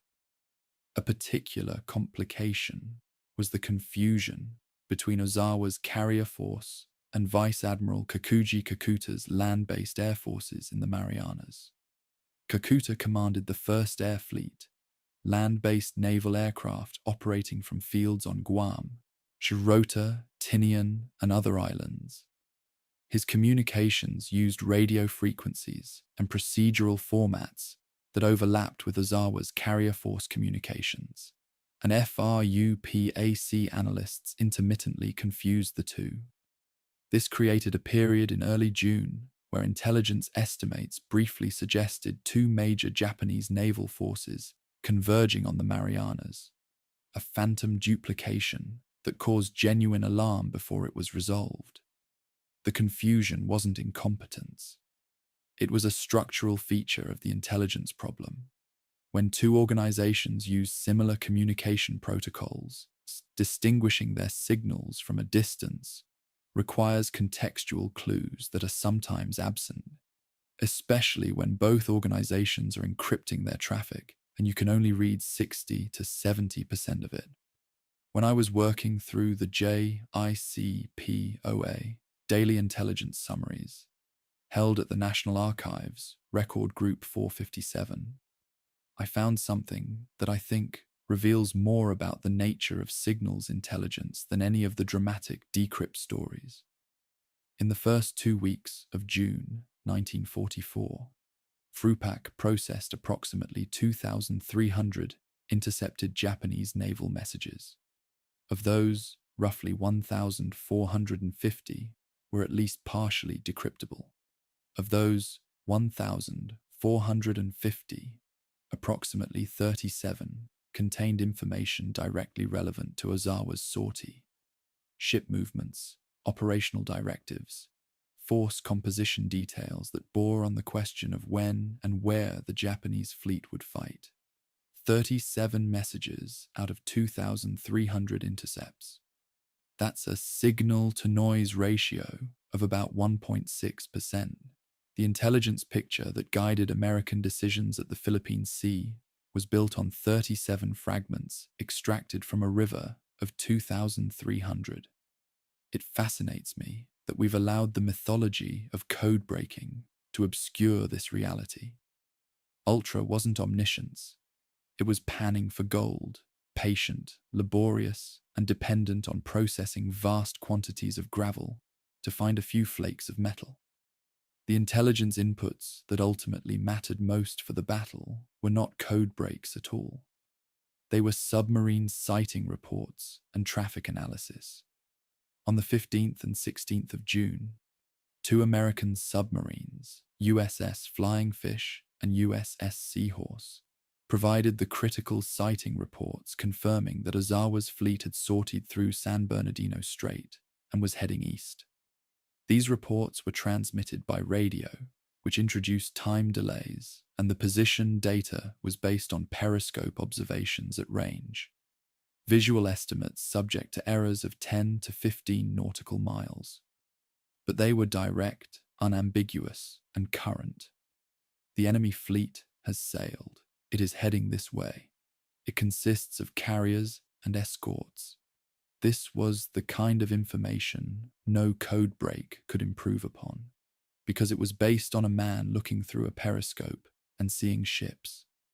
Simultaneously, traffic analysis, the practice of counting and cataloguing encrypted messages without reading their content, had flagged a massive spike in Japanese naval communications beginning around the 11th of June. The spike's pattern, routing, and volume were consistent with a major fleet operation. Traffic analysis had detected the sortie approximately 18 hours before any code break confirmed it. The quantity of enemy chatter was, in this instance, more informative than its content. High-frequency direction finding, HF/DF, known as Huff Duff in the operational slang of the period, provided another input, though a frustratingly imprecise one. Shore-based and shipboard direction finding stations attempted to triangulate Ozawa's radio transmissions on the 17th of June as the Japanese fleet moved east across the Philippine Sea. The resulting fix placed Ozawa's fleet within a probability ellipse roughly 100 nautical miles long. an area of ocean approximately the size of a large American state. This was useful for confirming that the Japanese fleet was generally to the west-southwest of Saipan. It was useless for targeting a strike. You cannot launch aircraft at a probability ellipse. You need a point on a chart, and Huff Duff couldn't provide one with sufficient accuracy. The gap between what intelligence could tell Spruance, the enemy is out there, heading roughly this way, with approximately this many ships, and what Spruance needed to know to make offensive decisions. The enemy is precisely here, at this coordinate, in this formation, was the gap in which the battle's central controversy grew. The Japanese, it should be noted, they had their own intelligence apparatus, and it was failing them in different but equally consequential ways. Japanese radio intelligence had detected the American buildup at Eniwetok and the subsequent movement of the invasion force toward the Marianas. This intelligence was accurate and timely. The Japanese knew the Americans were coming. What Japanese intelligence could not provide was the composition and disposition of the American carrier force with anything like the detail that JICPOA was achieving in the other direction. The intelligence asymmetry was not total. The Americans were partially blind. The Japanese were more blind, but it was significant enough to shape every decision both sides made. Spruance didn't know exactly where Ozawa was, but knew roughly what Ozawa had.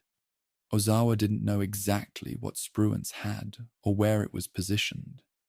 Both men were making decisions in fog. The American fog was lighter. By the evening of the 18th of June, Spruance had assembled the pieces of an incomplete puzzle. He knew Ozawa had sortied with approximately 9 carriers and a substantial surface escort.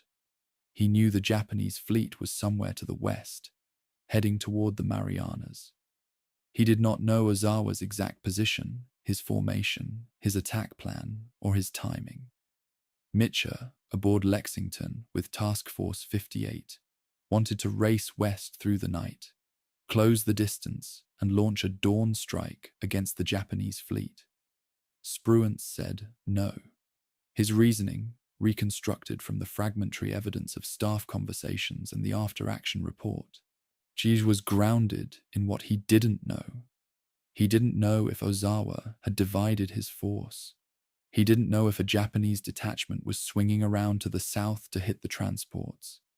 He didn't know if Kakuta's land-based air on Guam had been fully suppressed. In the absence of certainty, Spruance chose the posture that covered the most threats. He stayed between Ozawa and Saipan. The fleet would fight defensively, on ground of Spruance's choosing, using the advantages that defensive fighting provided. The radar would see them coming. The Hellcats would meet them in the air. The fleet's anti-aircraft batteries would handle whatever got through, and the transports would be safe. The codebreakers had given Spruance enough to prepare. They hadn't given him enough to pursue. In the gap between those two capabilities, the shape of the battle was determined. Chapter 6. Ozawa's Gamble. The Outrange Doctrine. The Philippine Sea, somewhere west of the Mariana Islands. The 18th of June, 1944. Aboard the carrier Zuikaku, the last surviving veteran of the Pearl Harbor strike, a ship whose name carried more historical weight than perhaps any other hull in the Japanese fleet, the air operations staff is finalizing the attack plan. The plan has a name in the Japanese operational lexicon, AGO. It has a tactical doctrine at its center, one that rests on a single exploitable asymmetry between the Japanese and American carrier forces. And it has a phrase, repeated 7 times in 3 pages of the planning document, underlined so hard in its first appearance that the pen tore through the paper. Yiji li tuo. Ichigeki ridatsu. One strike, break away. The plan is not irrational. It is not the product of delusion or fanaticism. It is, on paper, a coherent tactical concept that exploits the one genuine advantage Japanese carriers still possess in the summer of 1944. The problem is that it depends on variables its architects cannot control, and by the time those variables resolve, it will be too late to adjust. The advantage was range, specifically aircraft range. The Japanese carrier air groups were equipped with aircraft that could fly significantly farther than their American counterparts, a design philosophy rooted in the pre-war Japanese doctrine of striking first and striking hard from beyond the enemy's reach. The Yokosuka D-4Y Suisei dive bomber, Allied codename Judy, had a maximum combat radius of approximately 580 nautical miles when carrying ordnance and flying at economical cruise speed. The Nakajima B-6N Tenzan torpedo bomber, Jill, had a similar extended radius. Against these, the American Curtiss SB-2C Helldiver had a combat radius of approximately 370 nautical miles, and the Grumman TBF Avenger was in a similar bracket. The arithmetic was straightforward. There existed a zone between approximately 370 and 580 nautical miles from the American fleet, where Japanese aircraft could operate, but American aircraft could not reach them in return. Ozawa called this the outrange zone. His entire battle plan was built on reaching this zone, and launching his strikes from within it, and keeping his carriers safely beyond the Americans' retaliatory reach.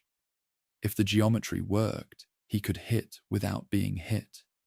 It was the naval aviation equivalent of a boxer with a longer reach, and on paper, it looked like the first sound tactical concept the Japanese Navy had produced since Midway. But Ozawa added a second layer of innovation to the basic outrange concept, one that was genuinely clever and that reveals a mind working creatively within severe constraints. The shuttle bombing plan.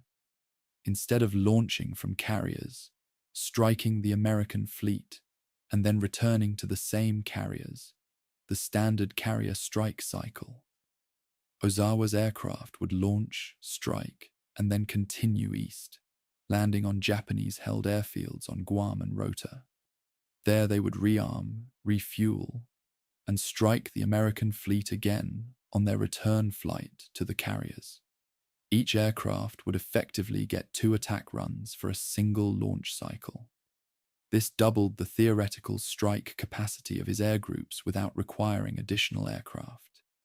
It was an elegant solution to the problem of a numerically inferior force needing to deliver maximum ordnance on target. It was also entirely dependent on 2 assumptions. First, that the airfields on Guam and Rota would be operational and adequately supplied with fuel and ammunition when his aircraft arrived. And second, that his pilots could navigate 500 miles of open ocean, deliver an attack against a defended fleet, and then find a small island airfield while running on the fumes of their fuel and their training. Both assumptions would prove fatally wrong. The first assumption collapsed because of a man Ozawa was counting on and couldn't verify, Vice Admiral Kakuji Kakuta, commanding the 1st Air Fleet, the land-based naval air forces in the Marianas. Ozawa's operational plan assumed Kakuta had approximately 500 operational land-based aircraft available to support the shuttle bombing plan and to conduct independent strikes against the American fleet. This number appears in the AGO planning documents and in Ozawa's post-war testimony to USSBS interrogators. The actual number of operational land-based aircraft in the Marianas by the 19th of June was probably closer to 50, maybe 100, depending on how generously you define operational. The discrepancy is enormous. 400 aircraft that existed on paper but not on tarmac, and its origin is one of the battle's genuinely unresolved mysteries. Did Kakuta deliberately inflate his aircraft numbers to avoid the shame of reporting inadequacy? Or was Kakuta himself misinformed, operating on reports from subordinate commanders who were inflating their own numbers in a cascading chain of institutional dishonesty. The question cannot be definitively answered because Kakuta died on Saipan in July of 1944 and left no post-war testimony. American interrogators pressed surviving Japanese officers on this point, and the answers were contradictory. Some believed Kakuta was lying, others believed he was honestly wrong. To me, the pattern of communications failures throughout the Japanese chain of command suggests systemic breakdown rather than individual deception. The system wasn't designed to transmit bad news accurately. It filtered failure upward through layers of face-saving language until, by the time a number reached the fleet commander, it bore only a passing resemblance to reality. Ozawa organized his mobile fleet into 3 groups, a disposition designed to allow sequential strikes with mutual support, while keeping the valuable fleet carriers as far from the enemy as possible. The van force, commanded by Vice Admiral Takeo Kurita, the same Kurita who would later lead the center force at Leyte Gulf, comprised 3 light carriers, 4 battleships, including the super battleships Yamato and Musashi, and associated escorts. This force was positioned approximately 100 nautical miles ahead of the main body, serving as both the first strike element and a surface combat screen. Behind the van force came Force A, Ozawa's own group, built around the 3 fleet carriers, Taiho, Shokaku, and Zuikaku, the most capable ships in the fleet. And behind Force A came Force B under Rear Admiral Joshima, with 2 light carriers and the converted carrier Hio. The echelon formation allowed Ozawa to launch strikes sequentially, van force first, then Force A, then Force B, maintaining pressure on the American fleet over several hours rather than in a single pulse. The weakness was communications. 100 nautical miles of separation between the van force and the main body meant relay delays, signal degradation, and the persistent possibility that one element would lose contact with the others. In the age of radio, 100 miles shouldn't have mattered. In practice, with the Japanese fleet's communications architecture already strained by the loss of experienced radio operators and the limitations of shipboard equipment, it mattered enormously. There was one tactical advantage that Ozawa possessed that is almost never mentioned in English language accounts, and it deserves recognition because it was real and it was significant. Wind direction. In the Philippine Sea in June, the prevailing trade winds blow from the east. Carriers must turn into the wind to launch and recover aircraft. The wind speed over the deck adds to the aircraft's airspeed, allowing a shorter takeoff roll and a slower approach speed for landing. For Ozawa, she heading east toward the Americans, launching into the wind meant launching toward his target. He could maintain his course while conducting air operations. For Spruance and Mitcher, heading west toward Ozawa, launching into the wind meant turning east, turning away from the enemy to conduct flight operations. Every launch and recovery cycle would cost the American fleet 20 to 30 minutes of westward progress. Over the course of a day of intensive flight operations, this wind penalty could add up to 50 or more nautical miles of lost distance. It was a genuine, physics-based tactical advantage for the Japanese, one of the very few they possessed, and it influenced both sides' operational planning. Mitcher knew about the wind penalty. It was one more reason he wanted to close the distance with Ozawa as quickly as possible. Every mile of range between the fleets amplified the wind's effect.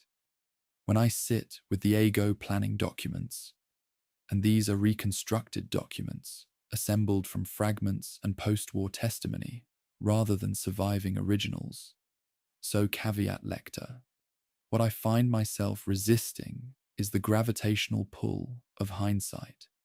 It is overwhelmingly tempting to read this plan as foolish.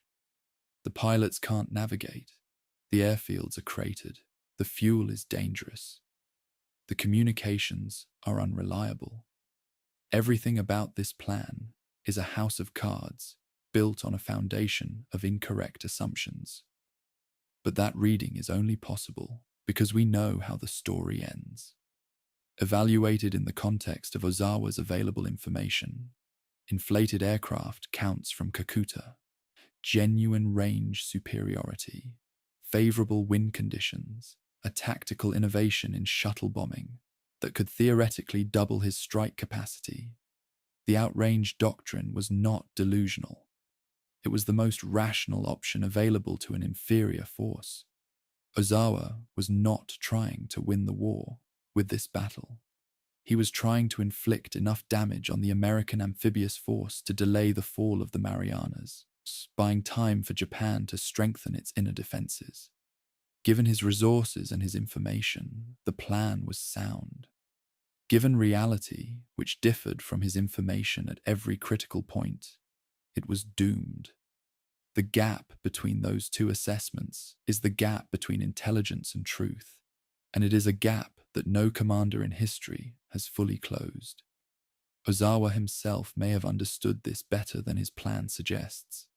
There is post-war evidence, fragmentary as always, filtered through the US SBS interrogation process, that Ozawa personally argued against Eigo's timing. He wanted more time to train his pilots, more time to verify Kakuta's aircraft numbers, more time to integrate the new carriers and their green crews into a functioning fleet. Combined Fleet Headquarters under Admiral Sumu Toyoda overruled him. The American invasion of Saipan, which began on the 15th of June, forced the issue. Eigo was activated not because the fleet was ready, but because the strategic situation demanded action, regardless of readiness. Ozawa was ordered to fight with what he had when he had it, whether he was ready or not. This means the man most associated with the plan's failure was the man who most clearly understood its weaknesses.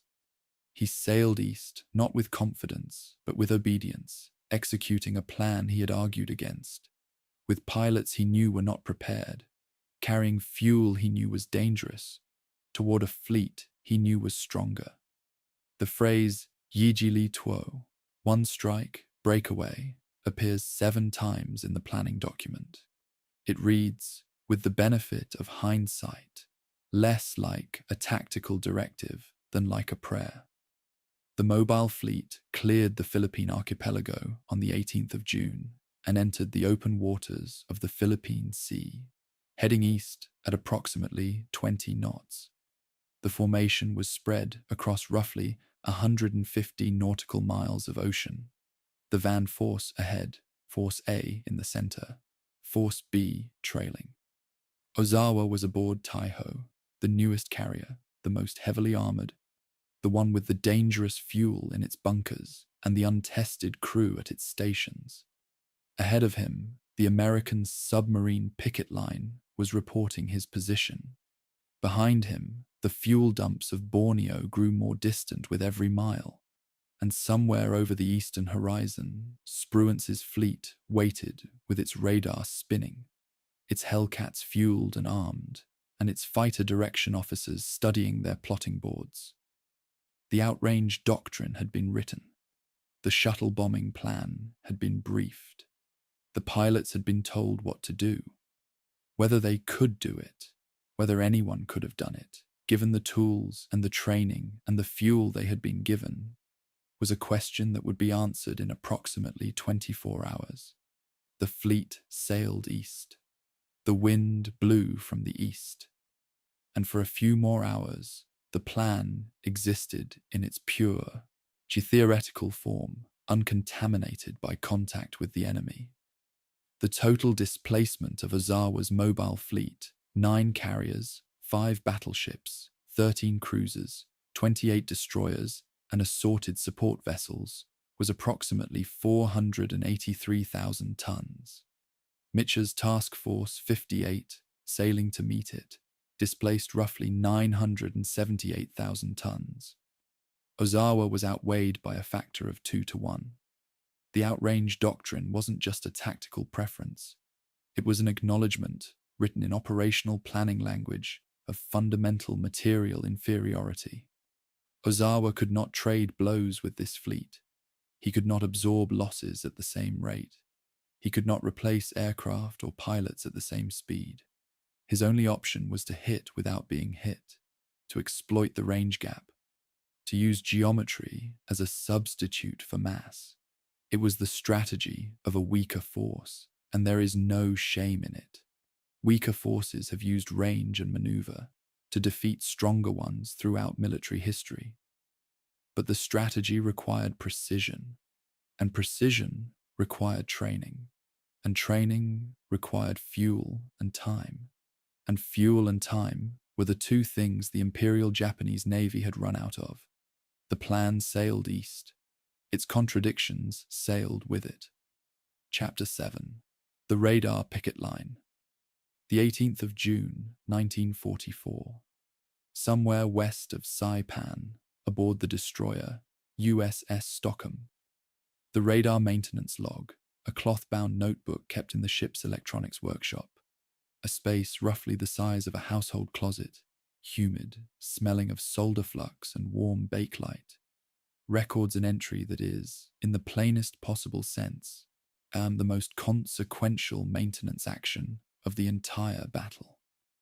A radar technician has replaced the magnetron tube in the ship's SK air search antenna. The old tube's output had degraded to 62% of rated power. The replacement, freshly calibrated, is producing 97%. The operator reports that detection range on the calibration target has improved from approximately 88 nautical miles to roughly 140. The entry is clinical, tube swapped, calibration confirmed, range improved. But the entire defensive architecture of Task Force 58, the system that will detect Ozawa's incoming strikes with enough warning to scramble 300 Hellcats and stack them at altitude, depends on entries exactly like this one, made by men whose names rarely appear in battle histories. Spruance and Mitcher had positioned a screen of radar picket destroyers approximately 50 to 60 nautical miles west of the main carrier formation. These ships were the fleet's early warning system, lone destroyers sitting beyond the protective umbrella of the carrier group's anti-aircraft guns, their sole function to detect incoming aircraft on radar and transmit bearing and range data back to the carrier's combat information centers. The picket ships were exposed, and they knew it. If Japanese aircraft found them before reaching the main fleet, the destroyers would be targets with limited self-defense capability. The men on these ships understood their role in the system. They were the tripwire. They existed to see the enemy first, report immediately, and survive if they could. The courage required to sit alone on an empty ocean, watching a radar scope, knowing that the first sign of the enemy would appear as a green blip moving toward you, is a specific kind of courage that doesn't lend itself to dramatic retelling. It is the courage of waiting. The radar that made this system possible, the SK air search set, was not a precision instrument by any modern standard. It operated at approximately 200 megahertz in the L-band, with a peak power output of 200 kilowatts generated by a magnetron tube that had a service life measured in hundreds of hours before performance degradation set in. The antenna assembly weighed approximately 1,200 pounds and was mounted on a mast 85 feet above the waterline on a Fletcher-class destroyer, a position that maximized radar horizon distance but also exposed the antenna to constant salt spray, wind loading, and the vibration transmitted up through the ship's hull from the engines below. The waveguide, a rigid copper tube roughly 40 feet long, connecting the mast-mounted antenna to the below-decks transmitter, was the system's most fragile link. A single crack in the waveguide, caused by metal fatigue from vibration or corrosion from salt intrusion, could reduce transmitted power by 30% or more. The 140-mile detection range recorded in the Stockholm's maintenance log was near the theoretical maximum for the SK set against a formation of aircraft at altitude. Achieving it required the magnetron to be fresh, the waveguide to be intact, and the atmospheric conditions to cooperate. On the 19th of June, all three factors aligned. The atmospheric conditions on that date deserve specific technical attention because they were, in a measurable sense, fighting on the American side. The Philippine Sea's weather on the 19th of June produced a thermal inversion layer at approximately 2,000 feet altitude, a boundary where warm air above trapped cooler, denser air below, creating a waveguide effect for electromagnetic radiation. Radar signals, particularly in the L-band frequency range of the SK set, tend to follow such inversion layers rather than radiating into space, effectively bending around the curvature of the Earth and extending detection ranges well beyond normal line-of-sight calculations. Under standard atmospheric conditions, the SK radar's reliable detection range for a large aircraft formation at 10,000 feet was approximately 80 to 100 nautical miles. On the 19th of June, operators on multiple ships reported initial detections at ranges between 140 and 150 nautical miles. The physics were giving the Americans a gift, an extra 50 miles of warning, translating to roughly 20 additional minutes of preparation time. 20 minutes in a carrier air defense scenario is the difference between Hellcats at altitude with energy to spare and Hellcats caught low and climbing. The detection itself, when it came, was not the clean, dramatic moment that battle narratives prefer. Radar returns at extreme range are ambiguous, faint, intermittent, easily confused with sea return clutter or atmospheric anomalies. The action report from the carrier Lexington claims initial radar detection of the first Japanese strike at approximately 150 miles. The radar plot logs from Lexington's Combat Information Center, however, show the first ambiguous returns at closer to 140 miles, with positive identification as a large aircraft formation only at approximately 130. The 20-mile discrepancy between the action report and the plot log matters more than it might seem. 20 miles at the inbound speed of a Japanese strike group, roughly 180 knots, represents approximately 7 minutes of flight time. 7 minutes of additional warning means 7 minutes of additional climb time for defending fighters, which at the Hellcat's rate of climb translates to roughly 3,000 feet of altitude advantage. Air combat, like so much of warfare, runs on margins that look trivial on paper and prove decisive in practice. The real innovation wasn't the radar hardware itself. The Japanese had radar too, including the Type 21 air search set aboard Taiho and other carriers. The innovation was the system built around the radar, the Combat Information Center, a dedicated compartment aboard each carrier where radar operators, fighter direction officers, plotters, and communications personnel work together to convert raw radar returns into tactical decisions in real time. The CIC was in effect a manual information processing center, a room full of humans doing with grease pencils, plotting boards, and voice radio what a computer would do in a later era.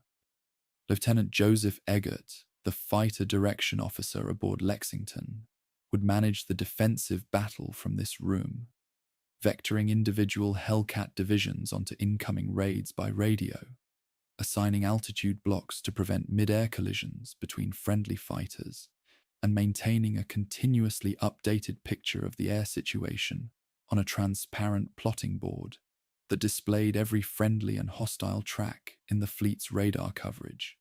The Japanese had radar. They did not have this system. Aboard Japanese carriers, radar returns were reported verbally to the bridge, interpreted by officers with limited radar training, and relayed to combat air patrol fighters through voice radio with no standardized vectoring procedures. The technology was present. The organizational architecture to exploit it was not. It fascinates me that the fate of 127,000 men on transports off Saipan hinged for a critical span of time on the 19th of June, on whether a radar technician had properly sealed a copper waveguide joint against tropical humidity the night before. We don't think about battles this way. We think about admirals and strategies and the courage of pilots. But the signal that travels from antenna to transmitter to operator to fighter, director to Hellcat pilot begins its journey in a copper tube, maintained by an enlisted man whose name appears on a watch bill and nowhere else. If the tube is cracked, the signal is weak. The detection range drops, the warning time shrinks, and the Hellcats launch late. The chain of causation, from waveguide maintenance to battle outcome, is direct and unbroken. I've checked the maintenance logs against the detection ranges reported in the action reports, and the correlation is plain. Ships with recently serviced radar sets reported longer detection ranges and provided earlier warning. The battle was won, in part, in the electronics workshops of destroyers, by technicians who were solving engineering problems while the admirals were solving strategic ones. One persistent source of friction in the American system was the IFF, Identification Friend or Foe, transponder, a device mounted on every American aircraft that was supposed to transmit a coded signal, identifying it as friendly when interrogated by shipboard radar. The IFF system in mid-1944 was unreliable. Transponders failed, transmitted incorrect codes, or simply went silent, meaning that returning American aircraft frequently appeared on radar screens as unidentified contacts. Bogies, in the operational terminology, indistinguishable from incoming enemy strikes. On at least 2 occasions during the days before the battle, picket destroyers reported bogey contacts that turned out to be American aircraft with malfunctioning IFF. This is the kind of friction that clean narratives erase, but that shape the experience of every man in every CIC in the fleet. Every ambiguous radar return required a decision. Is this the enemy, or is it ours? Decide wrong in one direction, and you scramble fighters against nothing, wasting fuel and fatiguing pilots. Decide wrong in the other direction, and you let the enemy through. The fleet's radar coverage was not a dome of perfect surveillance.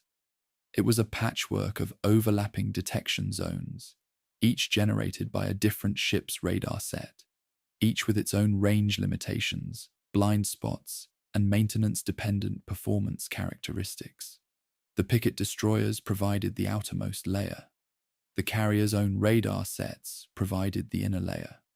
Between them, the cruisers and battleships added intermediate coverage.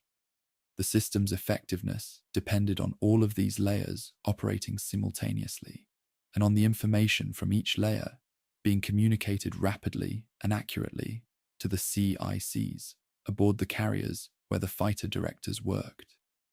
A communication delay of even 2 minutes, a garbled radio transmission, a plotting error, a misheard bearing, could degrade the system's response time enough to cost the defending fighters their altitude advantage. The system worked. On the 19th of June, it worked very well. But it worked because dozens of individual components, radar tubes, waveguide joints, radio circuits, human operators, all functioned at or near their limits simultaneously. Failure at any single point would have degraded the whole. By the evening of the 18th of June, the radar picket line was in position. The CICs were manned, and the fighter direction officers had reviewed their sector assignments and communications frequencies. Somewhere to the west, beyond the radar's reach, Ozawa's fleet was approaching. The SK antennas turned slowly on their masts, sweeping the western horizon with invisible electromagnetic energy, waiting for the echo that would mean the enemy had arrived. The technicians had done their work. The magnetron tubes were fresh. The waveguides were sealed. The plotting boards were clean, their grease pencil surfaces blank and waiting. Tomorrow, those boards would be covered with tracks. Dozens of them, hundreds of them. A chaos of incoming raids and outgoing intercepts that would test the system and the men who operated it beyond anything they had trained for. But tonight, the scopes showed only the soft green glow of empty ocean. The fleet waited. The radar waited. The battle existed only as potential energy, stored in the distance between two fleets and the spin of an antenna. Chapter 8. Hey, Roof, I got a big one. The 19th of June, 1944. 0957 hours. Central Philippine Sea.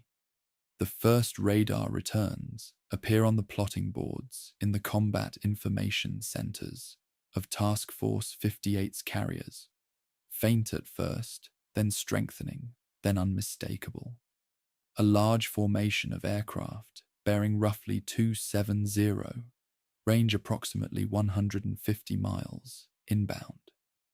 The fighter direction officers begin talking, their voices clipped and professional on the radio frequencies that connect them to the airborne Hellcat divisions already stacked at altitude to the west. The Combat Air Patrol, approximately 300 F-6F Hellcats launched earlier that morning, under Mitch's orders to maximize fighter strength at the expense of any offensive capability, begins to turn. The intercept geometry is favorable. The Hellcats have altitude, position, and time. What they are turning toward is approximately 69 aircraft from Ozawa's van force, Kurita's light carriers, the first of 4 raids that will define this day. The pilots in those incoming aircraft have, on average, less than 150 flight hours. Some have fewer than 80. They are about to meet men with 500. Mitcher had made his critical decision hours before the first radar contact. Instead of balancing his flight decks between fighters for defense and bombers and torpedo planes for offense, he launched maximum fighter strength and struck every bomber and torpedo aircraft below to the hangar decks.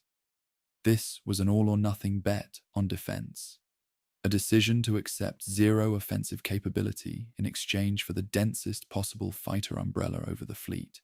Approximately 300 Hellcats were airborne and available, stacked in altitude blocks between 17,000 and 25,000 feet, each division assigned to a sector by the fighter direction officers. The bombers sat below decks, armed and fueled, but chained to the hangar floor, useless unless Mitcher changed his mind. He didn't. The decision reflected a calculation that was equal parts tactical logic and intuitive understanding. With the Japanese fleet still 300 or more miles to the west, beyond strike range, there was nothing for the bombers to hit. The fighters, on the other hand, had plenty of work coming directly toward them. The intercept occurred approximately 55 to 70 miles west of the fleet, and what followed was not a battle in any meaningful sense of the word. Lieutenant Alexander Vrasiu, flying an F-6F-3 Hellcat with Fighter Squadron V F-16 off the carrier Lexington, would later describe the experience in terms that gave the engagement its name. His combat claim form, filed aboard Lexington after the mission, a standard Navy form ACA-1, lists 6 aircraft destroyed. 6 in a single sortie. Vrasiu's oral history, preserved at the National Naval Aviation Museum in Pensacola, provides the cockpit-level detail that the forms cannot. the Japanese formations arriving loose and disorganized, dissolving on first contact with the Hellcats. Aircraft that did not maneuver. Pilots who appeared not to see the attacking fighters until it was too late. Vrasyu achieved his 6 kills in approximately 8 minutes. Several of his targets, he noted, burned immediately on being hit, a detail consistent with aircraft carrying volatile fuel and lacking self-sealing fuel tanks. Though later Japanese models did incorporate some self-sealing capability. The phrase attributed to him upon landing, "It was like a turkey shoot," would name the battle for history. The mechanics of why the intercept was so one-sided deserve a technical accounting beyond pilot skill, because the Hellcat itself was a factor. The F6 F3 Hellcat was, by the metrics that matter in a fighter interception, speed, climb rate, diving acceleration, and the ability to absorb damage, superior to every aircraft in the Japanese inventory. Its Pratt & Whitney ARD-2800 radial engine produced 2,000 horsepower, giving it a top speed of approximately 380 miles per hour and a rate of climb exceeding 3,000 feet per minute. Its armament, 650 caliber M2 Browning machine guns with 400 rounds per gun, provided a weight of fire that could destroy a Japanese aircraft in a 1 to 2 second burst, and it was built to survive. Self-sealing fuel tanks, pilot armor plate, a rugged airframe that could absorb hits that would have been fatal to the lighter, less protected Japanese fighters. The Zero, the A6M5, the latest variant, was still maneuverable, still dangerous in a turning fight, but the Hellcat pilots had been trained specifically not to turn fight. They had been trained to use speed and altitude, to dive through the enemy formation, fire, pull up, climb back to altitude and repeat. The Americans fought with energy. The Japanese fought with agility. Energy won. Raid 1 was followed by Raid 2, approximately 128 aircraft, the largest single wave, launched from Ozawa's Force A. Detected at roughly 115 miles, intercepted at 60. The Hellcats worked through this formation with the same lethal efficiency. Approximately 97 of the 128 aircraft were destroyed before reaching the fleet. The roughly 20 to 30 that penetrated the fighter screen were met by the fleet's anti-aircraft batteries. And here, another technological factor asserted itself with devastating effect: the VT proximity fuse. The Mark 32 fuse, fitted to 5-inch 38 caliber anti-aircraft shells, it contained a miniature radio transmitter and receiver that detonated the shell when the reflected signal indicated the target was within approximately 50 to 70 feet. Before the proximity fuse, a 5-inch shell had to either score a direct hit or be manually time-fused to explode within about 20 feet of the target. A probability calculus that required enormous volumes of fire for modest results. The VT fuse increased the probability of destruction per round by an estimated factor of 3 to 4. A 5-inch shell detonating 60 feet from a dive bomber produced a fragmentation pattern lethal across an area roughly matching the wingspan of the target aircraft. The combination of the fighter screen and the proximity-fused anti-aircraft barrage created a defensive zone that was, for all practical purposes, impenetrable. I've read Vrasyu's account several times now, and other accounts from American pilots who flew on the 19th, and what unsettles me is not the violence, but the absence of contest. These were not dogfights. The word dogfight implies a reciprocal engagement, two skilled opponents maneuvering against each other, each with a chance of prevailing. What happened over the Philippine Sea on the 19th of June was closer to an interception of the helpless by the prepared. The Japanese pilots, many of them, never completed a single offensive maneuver. They were shot down while still in their approach formations before they could begin their attack runs. Some apparently never saw the Hellcats coming. Others saw them and did not, or could not, execute the evasive maneuvers that might have given them a chance. To me, the most telling human detail isn't any individual act of combat. It's the pattern, the same pattern repeated hundreds of times across 4 raids: detection, interception, destruction. The system worked. The system worked so well that it turned an air battle into a process. Raids 3 and 4 followed the same trajectory into the same result, though with variations that reveal the progressive disintegration of Japanese coordination. Raid 3, approximately 47 aircraft from Ozawa's Force B, received incorrect position data for the American fleet. Most of these aircraft flew to coordinates 60 miles north of Task Force 58, orbited in confusion, and were picked off by cap fighters or diverted toward Guam. Fewer than 20 aircraft from this raid even saw an American ship. Raid 4, approximately 82 aircraft, similarly fragmented due to navigation errors. Half the raid split off and attacked empty ocean. 18 aircraft from Raid 4 attempted to land on Guam at a Roti field to execute Ozawa's shuttle bombing plan. They arrived to find the field cratered by American preemptive strikes and were caught by Hellcats from VF-24 and VF-28, while in their landing patterns, the most defenseless configuration in aviation. The shuttle bombing concept, Ozawa's tactical innovation from the planning phase, died on the cratered runways of Guam. Across all 4 raids, the numbers compile into a ledger of destruction that is difficult to process as anything other than catastrophe. Ozawa launched approximately 326 carrier aircraft on the 19th of June. By the end of the day, approximately 243 had been destroyed, shot down by Hellcats, destroyed by anti-aircraft fire, lost to operational causes during the mission, or wrecked on Guam's damaged airfields. 74.5% of the launched strike force gone in a single day.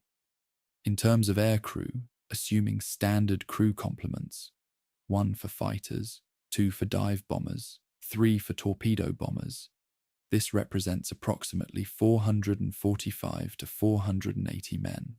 These were not abstract losses. Each was a young man, most of them under 25, who had launched from a carrier deck that morning, believing he was flying into battle. Most of them flew into something closer to a mathematical certainty. The training deficit from Chapter 3, the fuel problems from Chapter 1, the communication failures, the phantom airfields, every structural weakness converged on this single day and expressed itself in the simplest possible metric: aircraft launched, aircraft destroyed. The fleet's anti-aircraft batteries expended approximately 896 tons of 5-inch, 40mm, and 20mm ammunition on this single day, nearly a ton of explosive metal for every Japanese aircraft that reached the fleet's defensive perimeter. Of the 20 to 30 aircraft that penetrated the fighter screen across all 4 raids, only 1 scored a hit on a capital ship. A bomb hit on the battleship USS South Dakota that caused casualties and damage, but did not impair the ship's fighting capability. The defensive system, radar, CIC, fighter direction, Hellcats, proximity-fused anti-aircraft fire, had absorbed 4 sequential strikes totaling over 300 aircraft and permitted exactly 1 hit. The exchange rate was so lopsided that it strains the vocabulary of military analysis. And yet, while this aerial destruction was unfolding above the fleet, something far more strategically consequential was happening beneath the waves. In the silent world of submarine warfare, where 2 American boats were about to accomplish more in 20 minutes than 300 Hellcats had achieved in 8 hours. At least 6 to 8 American aircraft were shot down by friendly anti-aircraft fire on June the 19th. The fleet's gunners, conditioned by hours of incoming raids, fired at anything approaching at low altitude. The losses appear in individual ship damage reports, but are consistently minimized in the composite American accounts of the battle.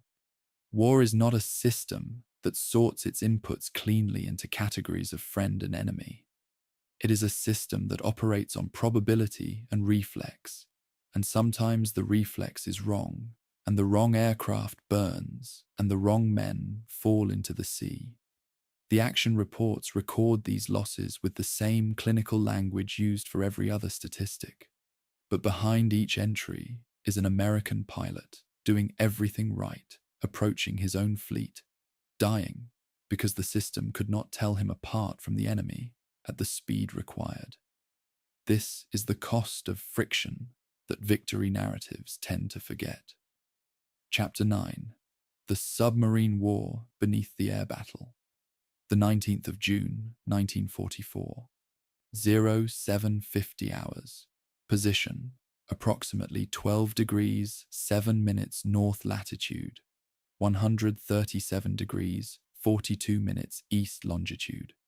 The submarine USS Albacore is submerged at periscope depth, and through the small circle of her periscope lens, Commander James Blanchard sees something that will make this the most productive patrol of his career.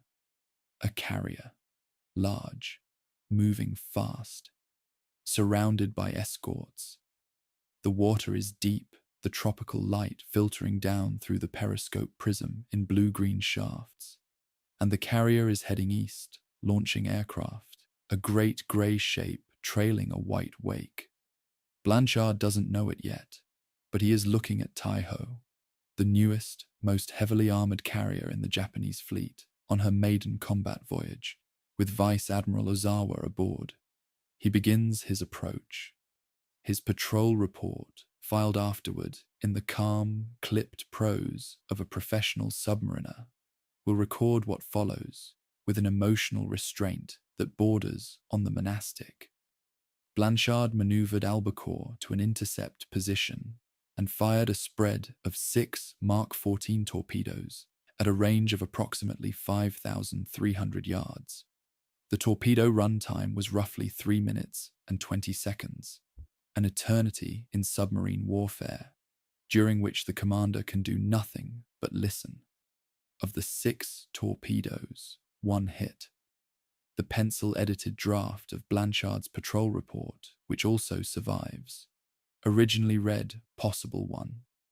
The word possible was crossed out only after debriefing his sound operator. Even in the moment of his greatest achievement, the dominant emotion was uncertainty. 1 hit out of 6, against a target the size of a fleet carrier, at a range where 5 out of 6 accuracy should have been achievable. The Mark 14 torpedo had been plagued by defects for the first 2 years of the war. Premature detonation from a flawed magnetic exploder, contact exploders that crumpled on impact rather than triggering, and a depth running error that sent torpedoes approximately 10 feet deeper than their set running depth. By mid-1944, field modifications had addressed most of these problems, but 1 hit out of 6 suggests the ghosts of earlier failures had not been entirely exorcised. The single torpedo struck Taiho in the area of the forward elevator pit. Japanese accounts describe what happened next in terms that require careful evaluation. A pilot, Warrant Officer Komatsu Sakio, according to multiple Japanese sources, allegedly dove his aircraft into the path of one of the incoming torpedoes, detonating it before it could reach the carrier. The claim appears in several post-war Japanese testimonies and has become part of the battle's lore.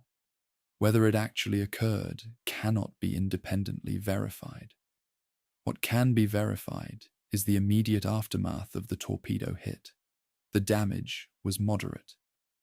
Taiho's armored flight deck, the design feature that was supposed to make her survivable against exactly this kind of attack, held. The forward elevator jammed, and aviation fuel from ruptured storage tanks below the elevator began leaking. But the ship continued air operations. Ozawa continued to direct the battle from Taiho's flag bridge. For several hours, it appeared that the armored carrier concept had been validated. The torpedo had hit. The ship had survived. The design worked. Except the design had been built for a different fuel. 3 hours later, at approximately 11:50, the submarine USS Kavala, under Commander Herman Kostler, found a second target. Shokaku, Pearl Harbor veteran, the most battle-seasoned carrier in the Japanese fleet, was Kostler's prey. Kavala fired 6 torpedoes from a range of approximately 1,200 yards, an almost suicidally close distance that left virtually no margin for evasion. 3 torpedoes hit. Shokaku was mortally wounded almost instantly. Aviation fuel fires, fed by the same volatile, unrefined Borneo crude that sat in Taiho's tanks, spread through the ship with a speed that survivors described as explosive rather than progressive. The fires reached the aviation ordnance magazines. At approximately 1,500 hours, Shokaku sank, taking 1,272 of her crew with her. A ship that had helped strike Pearl Harbor, that had fought at the Coral Sea and the Eastern Solomons, that had survived 2.5 years of the Pacific War, was gone in 3 hours. The Borneo crude burned as it had been warned it would burn. Fast, hot, uncontrollable. And then Taiho died. The single torpedo hit that had seemed survivable, that was survivable in the engineering sense, became fatal because of a damage control decision that connected, with the precision of a chemical equation, back to the fuel quality problem introduced in the first chapter of this narrative. The torpedo had ruptured fuel storage compartments forward. An aviation fuel vapor, the dangerously volatile vapor produced by unrefined Borneo crude at tropical temperatures, was accumulating in the damaged area. The damage control officer, following standard Imperial Japanese Navy procedure for fuel vapor dispersal, ordered the ship's ventilation system open to maximum capacity throughout the vessel. The intention was to disperse the vapor, diluting it below combustible concentration. The effect was the opposite. Instead of dispersing the vapor outward, the ventilation system distributed it inward, pulling fuel vapor from the damaged compartments and spreading it through every ventilated space in the ship. Taiho's interior filled with an invisible, explosive atmosphere. At approximately 15:30, a spark, likely from an electrical switch or a piece of machinery, found the vapor. The detonation was catastrophic. Survivors described the flight deck buckling upward and the hull plating blowing outwards simultaneously. Taiho sank in approximately 20 minutes. I keep returning to this sequence because it is, to me, the most structurally revealing moment of the entire battle. Taiho was supposed to be unsinkable, or at least as close to unsinkable as a carrier could be.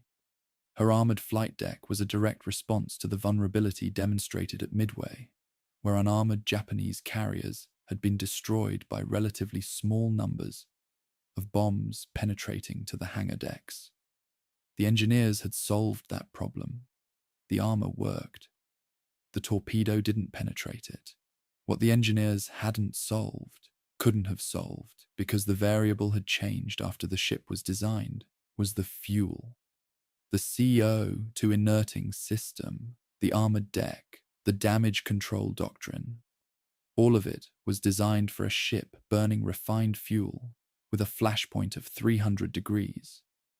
Nobody redesigned the systems for a ship burning crude oil with a flashpoint of 150.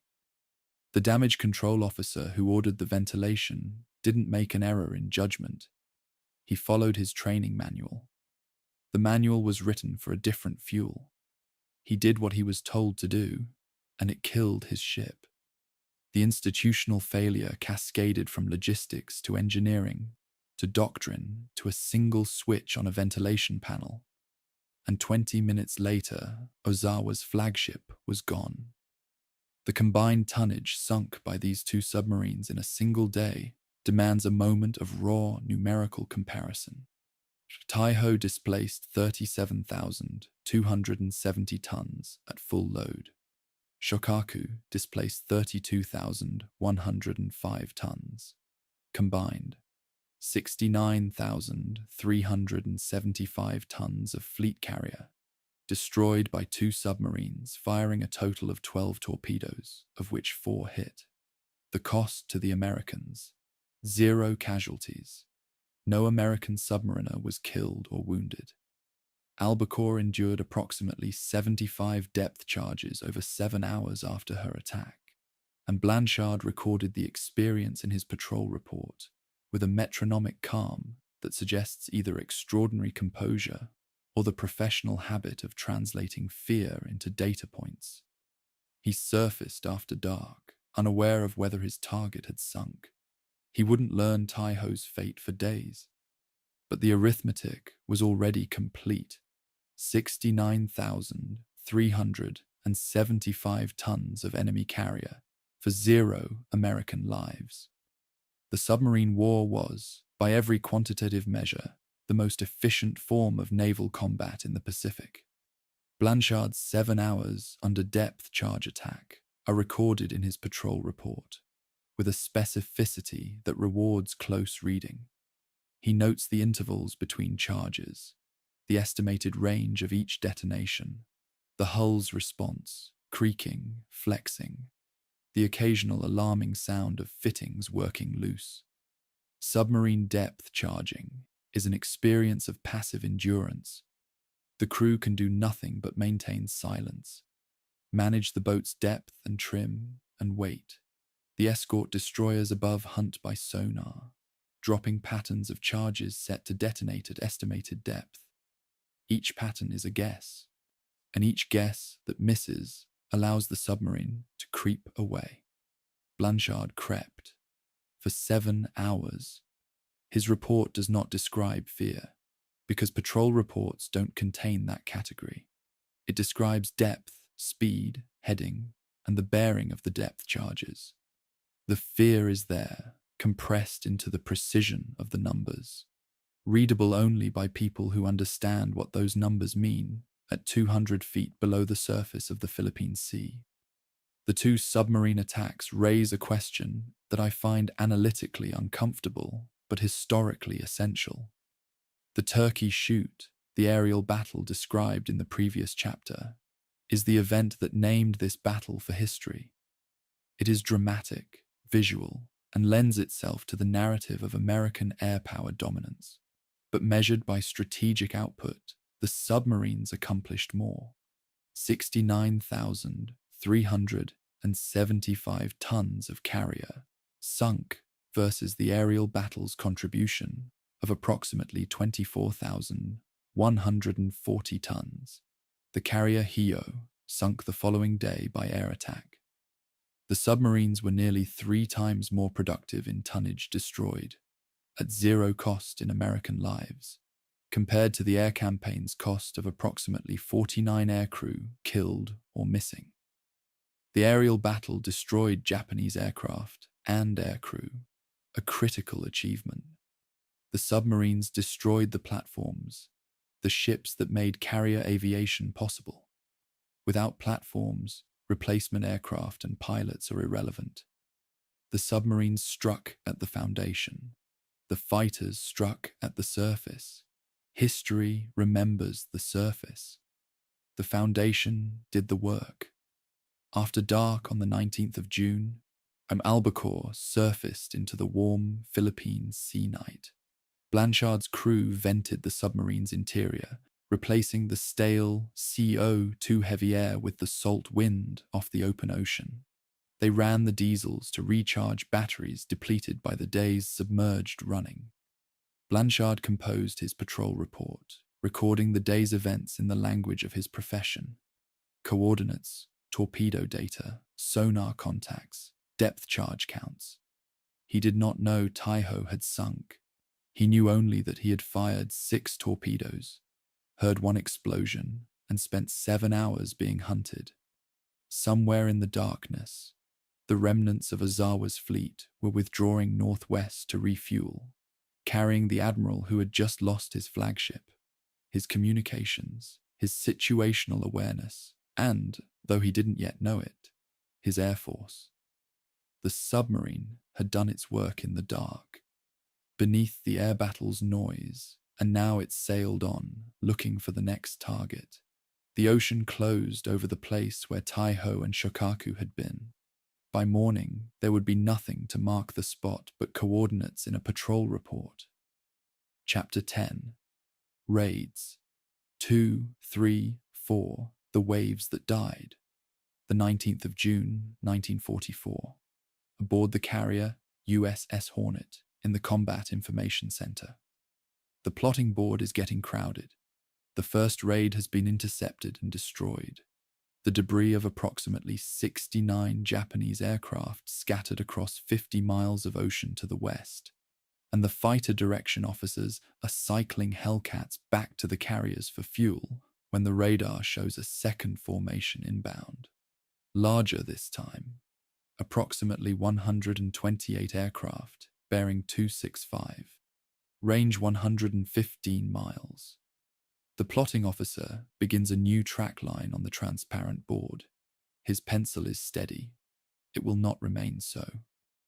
By the time Raid 4's track fades from the scope 6 hours later, the pencil lines on the board will have degraded from precise, annotated arcs to shaky fragments, one trailing off into nothing with the notation lost in clutter.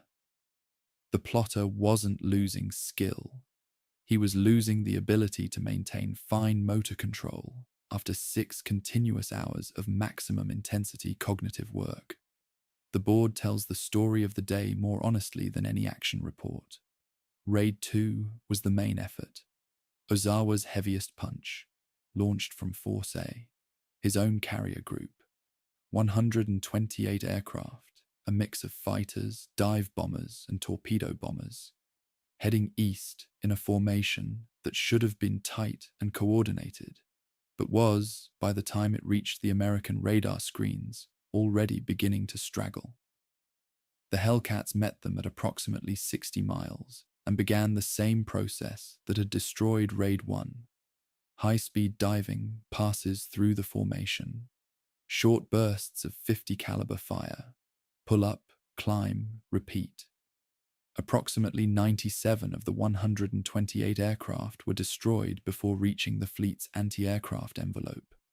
The roughly 20 to 30 that penetrated were engaged by the battleships and cruisers of the screen, their 5-inch batteries now firing the proximity-fused ammunition that tripled the lethality of each shell. The carrier Bunker Hill took a near miss that caused minor flooding. No American ship was seriously damaged. 128 aircraft in, perhaps 30 through. No meaningful result. The arithmetic of this exchange is so lopsided that it ceases to feel like combat and begins to feel like something else. A failure of the input to affect the output. A demonstration that the system being attacked was simply operating at a different level of effectiveness than the system doing the attacking. Raid 3 revealed the progressive collapse of Japanese operational coordination. Approximately 47 aircraft, launched from Ozawa's Force B under Rear Admiral Joshima, received incorrect position data for the American fleet. The navigation error was not trivial. The coordinates they were given placed the American fleet approximately 60 miles north of its actual position. Most of these aircraft flew to the wrong coordinates. She found empty ocean and orbited in confusion. They burned fuel searching for a fleet that wasn't there. Some were picked off by roaming Hellcat divisions that found them circling. Others, fuel running low, turned south toward Guam in an attempt to land and refuel. Fewer than 20 aircraft from this entire raid ever saw an American ship. The navigation error traces back to the communication and coordination problems that had plagued the Japanese fleet throughout the battle. Position reports transmitted through a degraded communications chain, perhaps garbled in relay, perhaps incorrectly plotted aboard the originating ship. The exact failure point cannot be identified from surviving records. What can be identified is the result: 47 aircraft launched, most of them wasted against empty ocean. Raid 4, approximately 82 aircraft, followed the same pattern of fragmentation and futility, compounded by additional navigation errors that split the formation into multiple groups heading in slightly different directions. About half the raid veered off course entirely and attacked nothing. The remainder pressed toward the American fleet in disorganized groups that the fighter direction officers handled as routine intercepts. But the most devastating moment of Raid 4 didn't occur over the fleet. It occurred over Guam. Approximately 18 aircraft from this raid, either damaged, low on fuel, or attempting to execute Ozawa's shuttle bombing plan, headed for Oroti Field on Guam to land, rearm and refuel for a second strike on the return flight. They arrived to find the field in ruins, cratered by American airstrikes specifically designed to prevent this exact scenario. Mitchell had anticipated the shuttle bombing plan and preemptively attacked the Marianas airfields. The Japanese pilots, committed to their approach, attempted to land on damaged runways. Hellcats from VF-24 and VF-28, maintaining a standing combat air patrol over Guam for precisely this purpose, caught them in their landing patterns. Landing pattern altitude is typically 200 to 400 feet. Speed is low. Maneuvering is constrained. The interception was the most one-sided killing of the day. I compressed these 3 raids into a single chapter deliberately, and I want to explain why. Individually, raids 2, 3, and 4 followed nearly identical trajectories. Detection by radar, interception by Hellcats, destruction of the majority, negligible damage to the American fleet. To narrate each as a separate dramatic episode would be to impose a false variety on an experience that was, for both sides, characterized by repetition. The American experience was the repetition of efficiency: detect, vector, intercept, destroy, recover, refuel, repeat. The Japanese experience was the repetition of futility: launch, fly, lose formation, encounter Hellcats, burn. Treating each raid as a distinct narrative event gives the impression of escalating drama. The reality was the opposite. Each successive raid was weaker, less coordinated, and more futile than the last. The day's arc was not rising action. It was a declining curve. And the compression of this chapter is an attempt to represent that decline honestly, rather than manufacturing excitement, where exhaustion was the dominant experience. The total losses across all 4 raids compile into a single statistic that is difficult to absorb. Approximately 326 carrier aircraft launched. Approximately 243 destroyed. The Japanese carrier air groups lost roughly 3/4 of their strength in 8 hours. These numbers require a caveat. They vary by source. Morrison's official history gives one set of figures. Patey and Evans, in their study of the Japanese Navy, give slightly different numbers based on Japanese records. Lundstrom's reconstruction differs from both.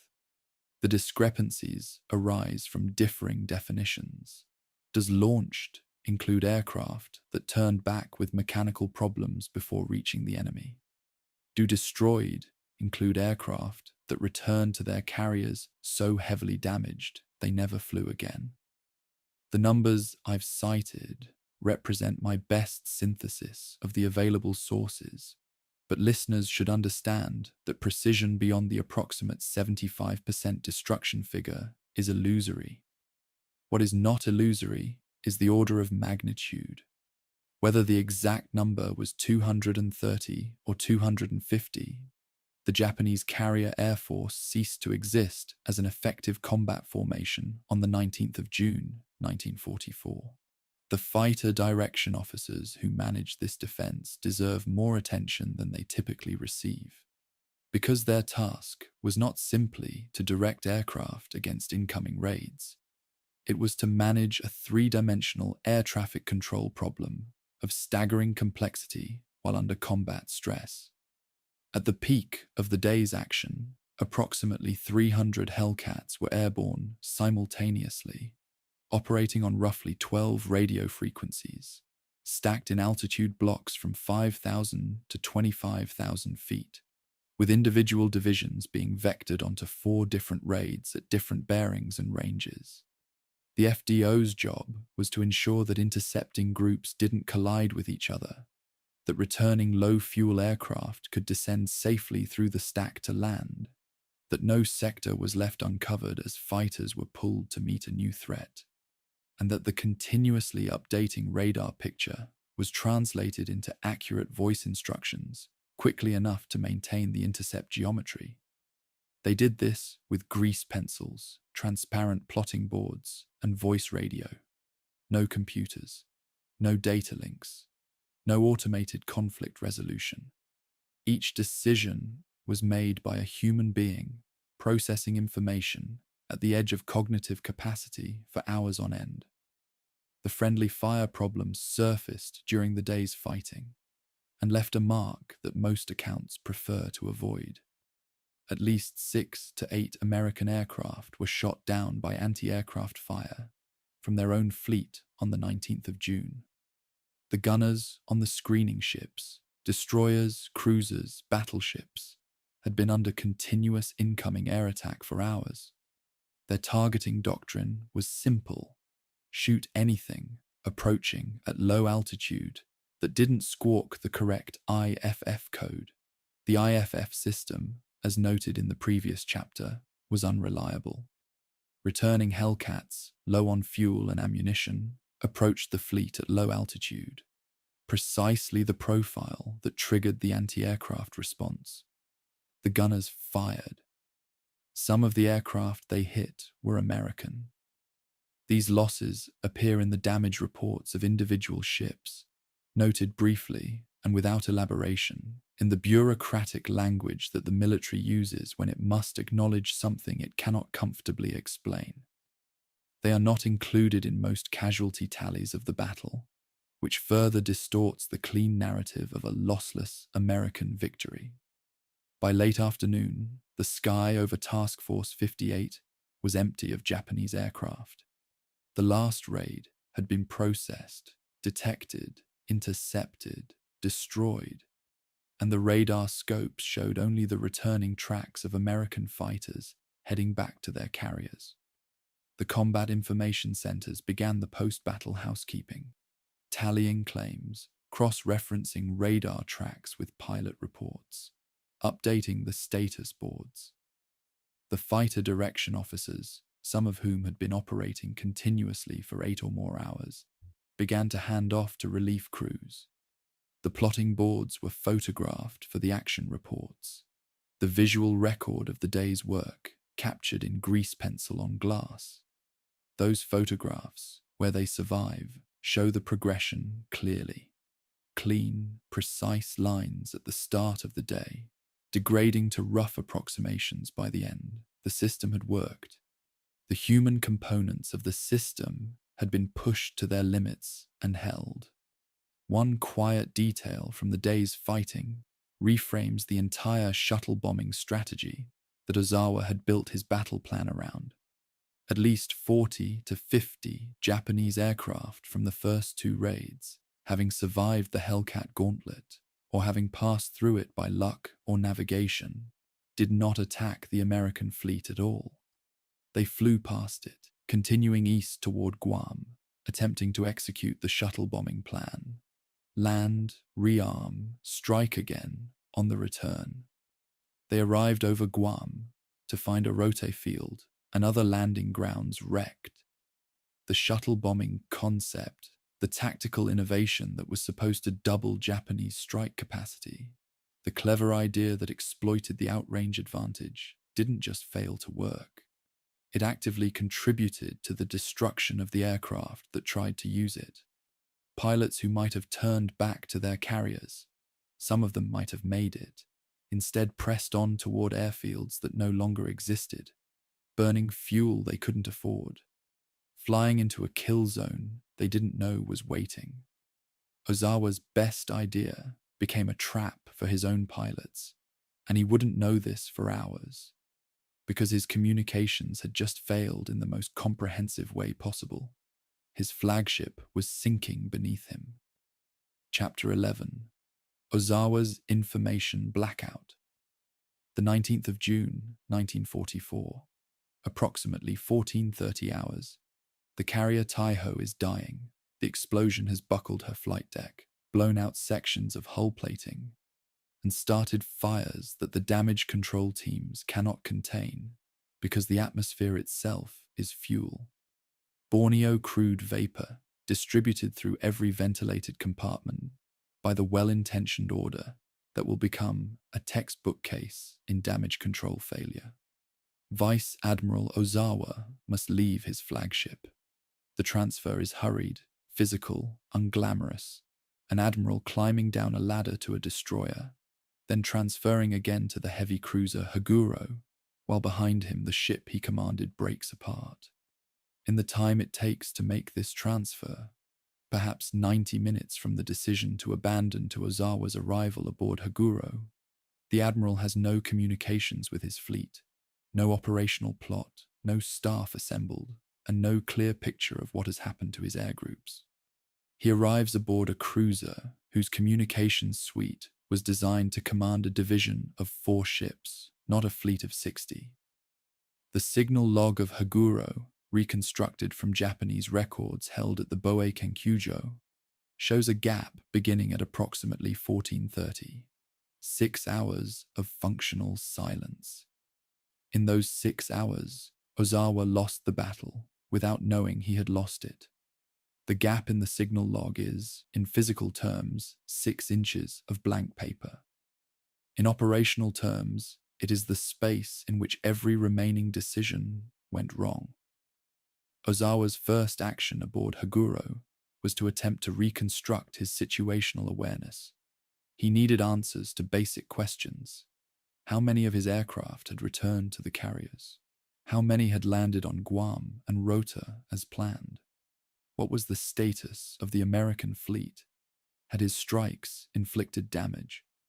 He sent queries through Haguro's radio room, but the responses were slow, fragmented, and ultimately fictional.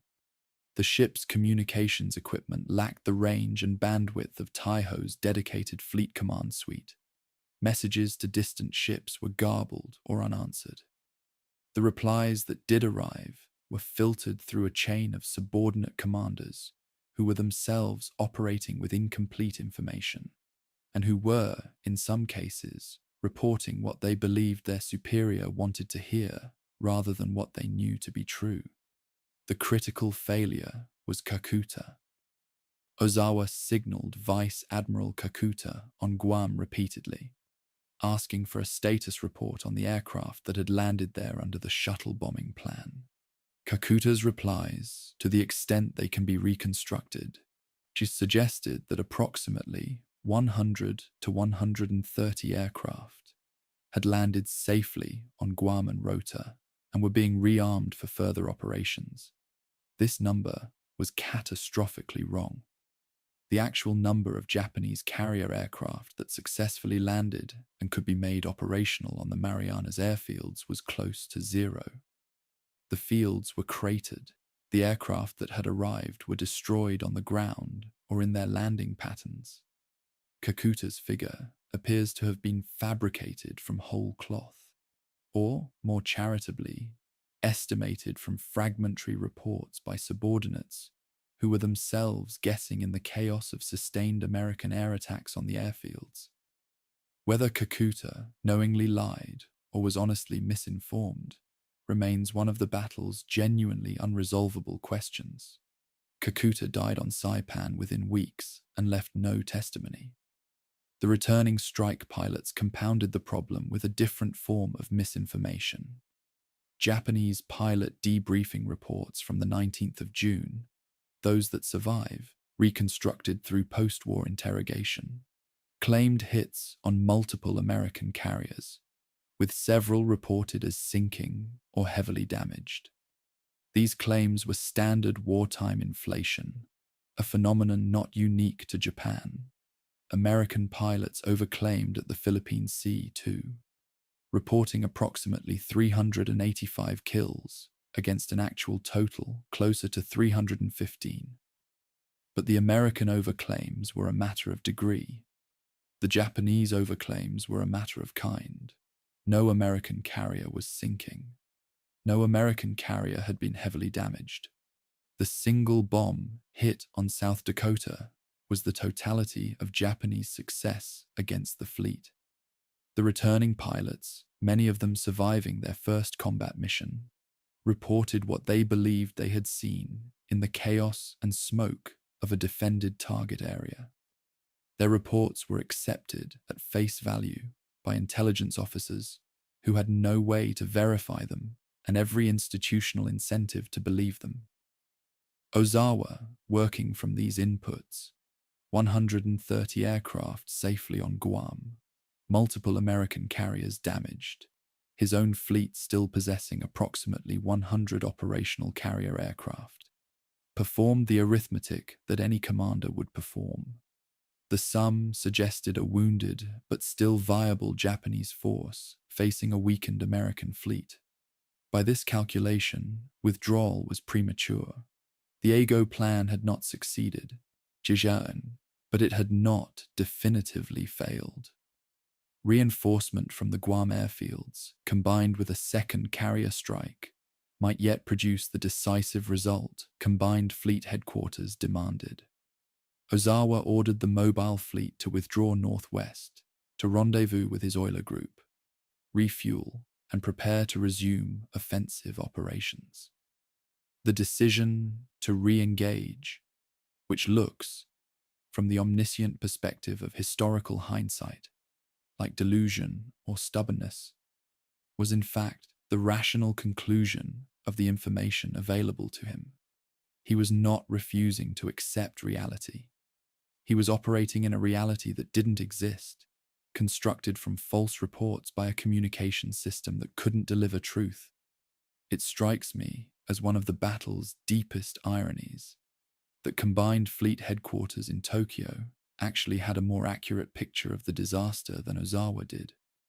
Tokyo's intelligence staff, piecing together radio intercepts, land-based air reconnaissance, and the conspicuous silence from units that should have been reporting, had assembled a picture that was bleak if incomplete. They knew the airstrikes had not achieved the reported results. They suspected Kakuta's aircraft figures were inflated. They were aware that 2 carriers had been lost, though the details were unclear. But no one at Combined Fleet sent Ozawa a corrective assessment. The reasons were institutional rather than individual. Japanese naval culture did not facilitate the downward transmission of unwelcome truths.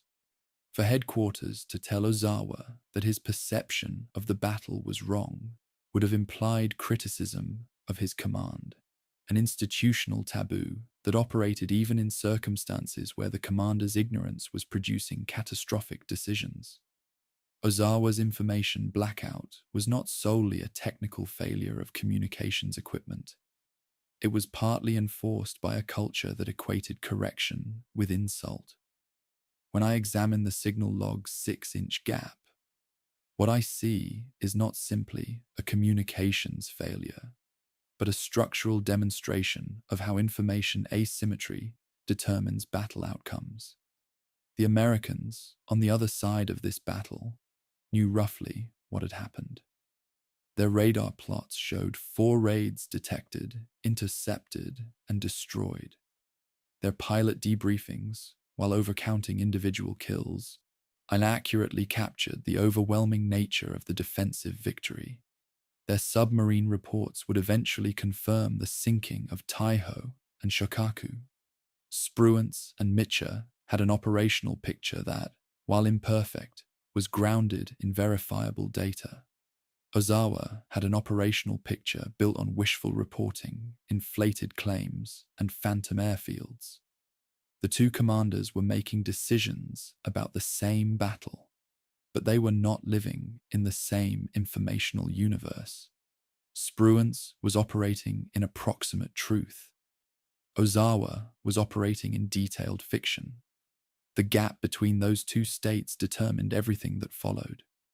Ozawa's offer to resign after the battle, an act consistent with Japanese military tradition following a catastrophic defeat, was refused. The refusal has been interpreted two ways by historians, and the interpretations imply very different things about Japanese strategic awareness. The first interpretation, common in American accounts, is that the Japanese High Command refused the resignation because they did not fully grasp the scale of the disaster, bureaucratic denial compounding operational failure. The second interpretation, drawn from Japanese sources, is darker and more strategic. Ozawa was retained specifically because he understood he had lost. 4 months later, at Leyte Gulf, Ozawa's surviving carriers would be used as a decoy force, bait to lure Halsey's Third Fleet north, while Kurita's surface force attempted to reach the American transports at Leyte. Ozawa accepted this mission, a functional suicide assignment for his carriers, with the composure of a man who had already lost everything there was to lose. If this interpretation is correct, the Japanese High Command's refusal of Ozawa's resignation was not denial, it was calculation. They needed a man who would sail his fleet into destruction without flinching. Ozawa had already done it once. The fleet withdrew northwest through the night of the 19th and into the 20th, heading for the oiler rendezvous that would replenish its fuel bunkers, the same volatile Borneo crude that had just killed Taiho. The 7 surviving carriers moved in loose formation, their flight decks largely empty. Between them, they carried approximately 102 operational aircraft. 102 out of the roughly 440 they had launched the day before. In tonnage terms, the surviving carrier force still displaced approximately 174,000 tons, a substantial fleet by any standard, on paper. But the ratio of aircraft to tonnage had collapsed from approximately 9 aircraft per 10,000 tons of displacement to less than 6 aircraft per 10,000 tons. The hulls were floating. The striking power was gone.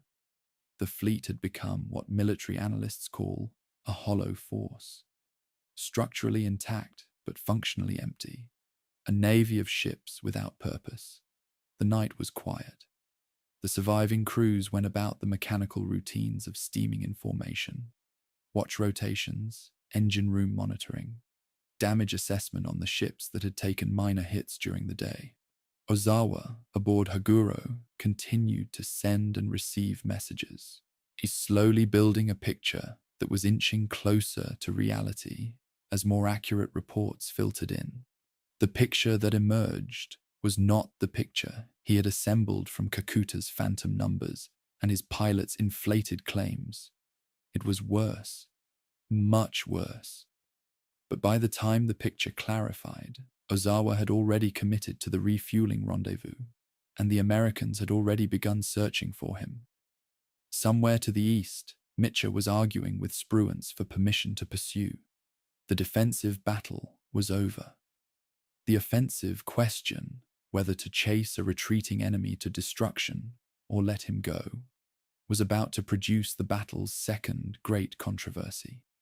The signal log's gap had closed, but the damage it caused would propagate forward through the next 24 hours and into 80 years of historiographical debate. Chapter 12. The long afternoon of doing nothing. The 20th of June, 1944. Dawn. Aboard USS Lexington, the flag bridge of Task Force 58. Admiral Mitchell has not slept well, or perhaps at all. The accounts vary, but they agree on the state of mind. Restless, impatient. The greatest aerial defensive victory in naval history was fought and won yesterday, and Mitchell is not satisfied. He is, in fact, frustrated to a degree that his staff can feel like a physical presence on the bridge. The Japanese fleet is out there, somewhere to the west, withdrawing but not destroyed. Mitchell's aviators have just demonstrated that they can annihilate anything the Japanese put into the sky. But the Japanese fleet, the carriers, the battleships, the infrastructure of naval power, is still afloat. And every hour that passes increases the distance between Task Force 58 and its quarry. Mitchell wants to pursue.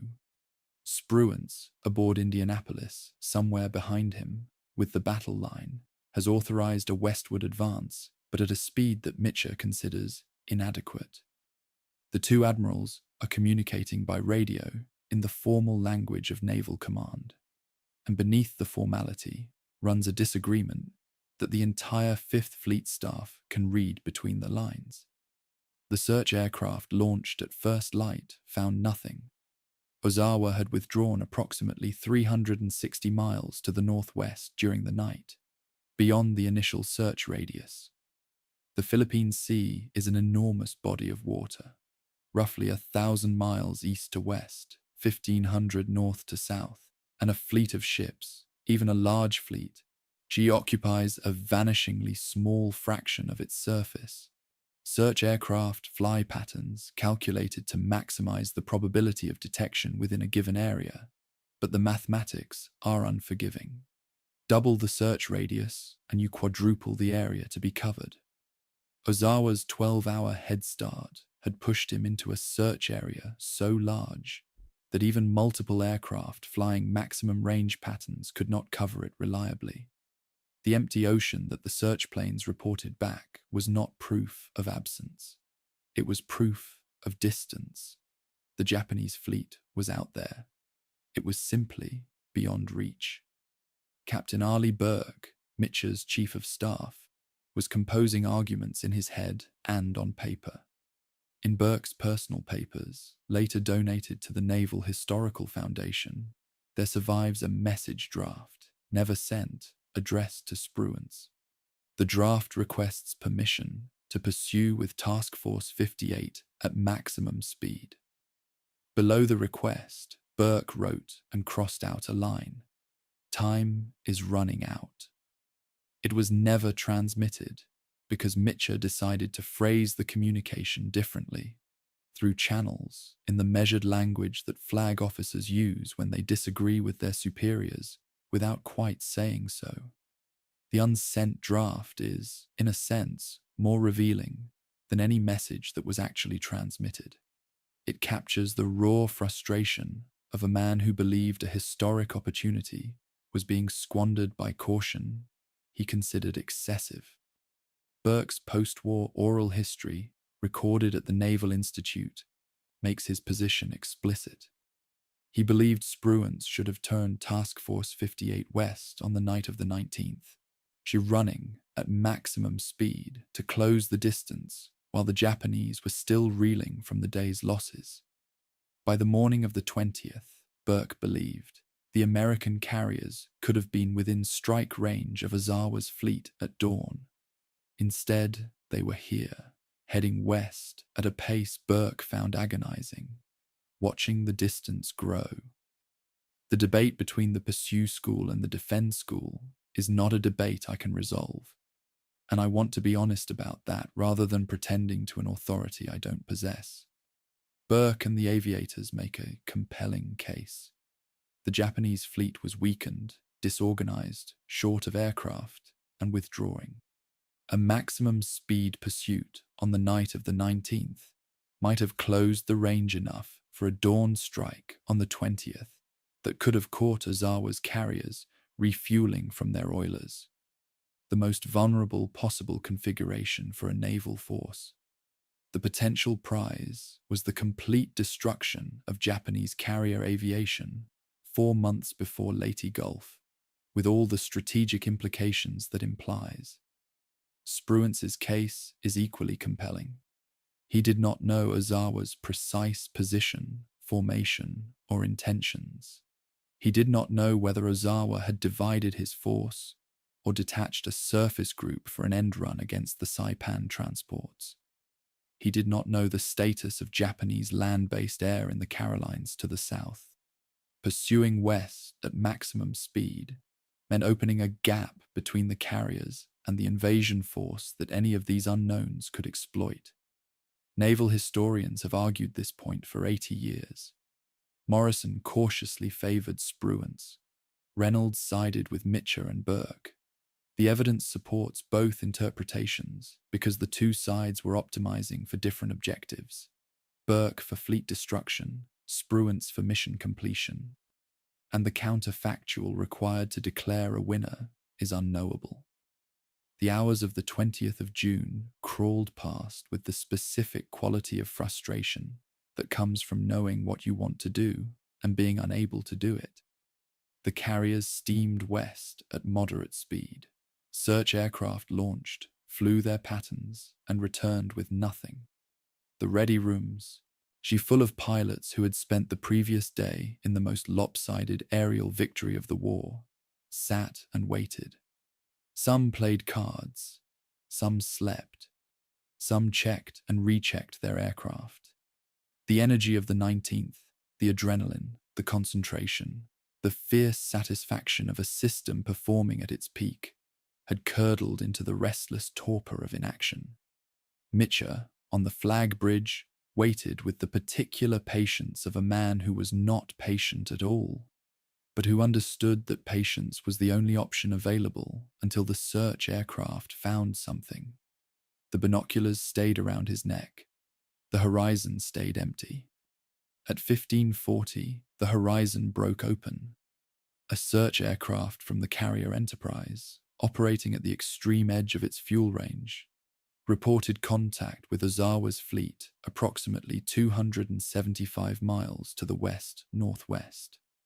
Mitchell received the contact report and immediately confronted the mathematics that everyone on his staff had been dreading. 275 miles.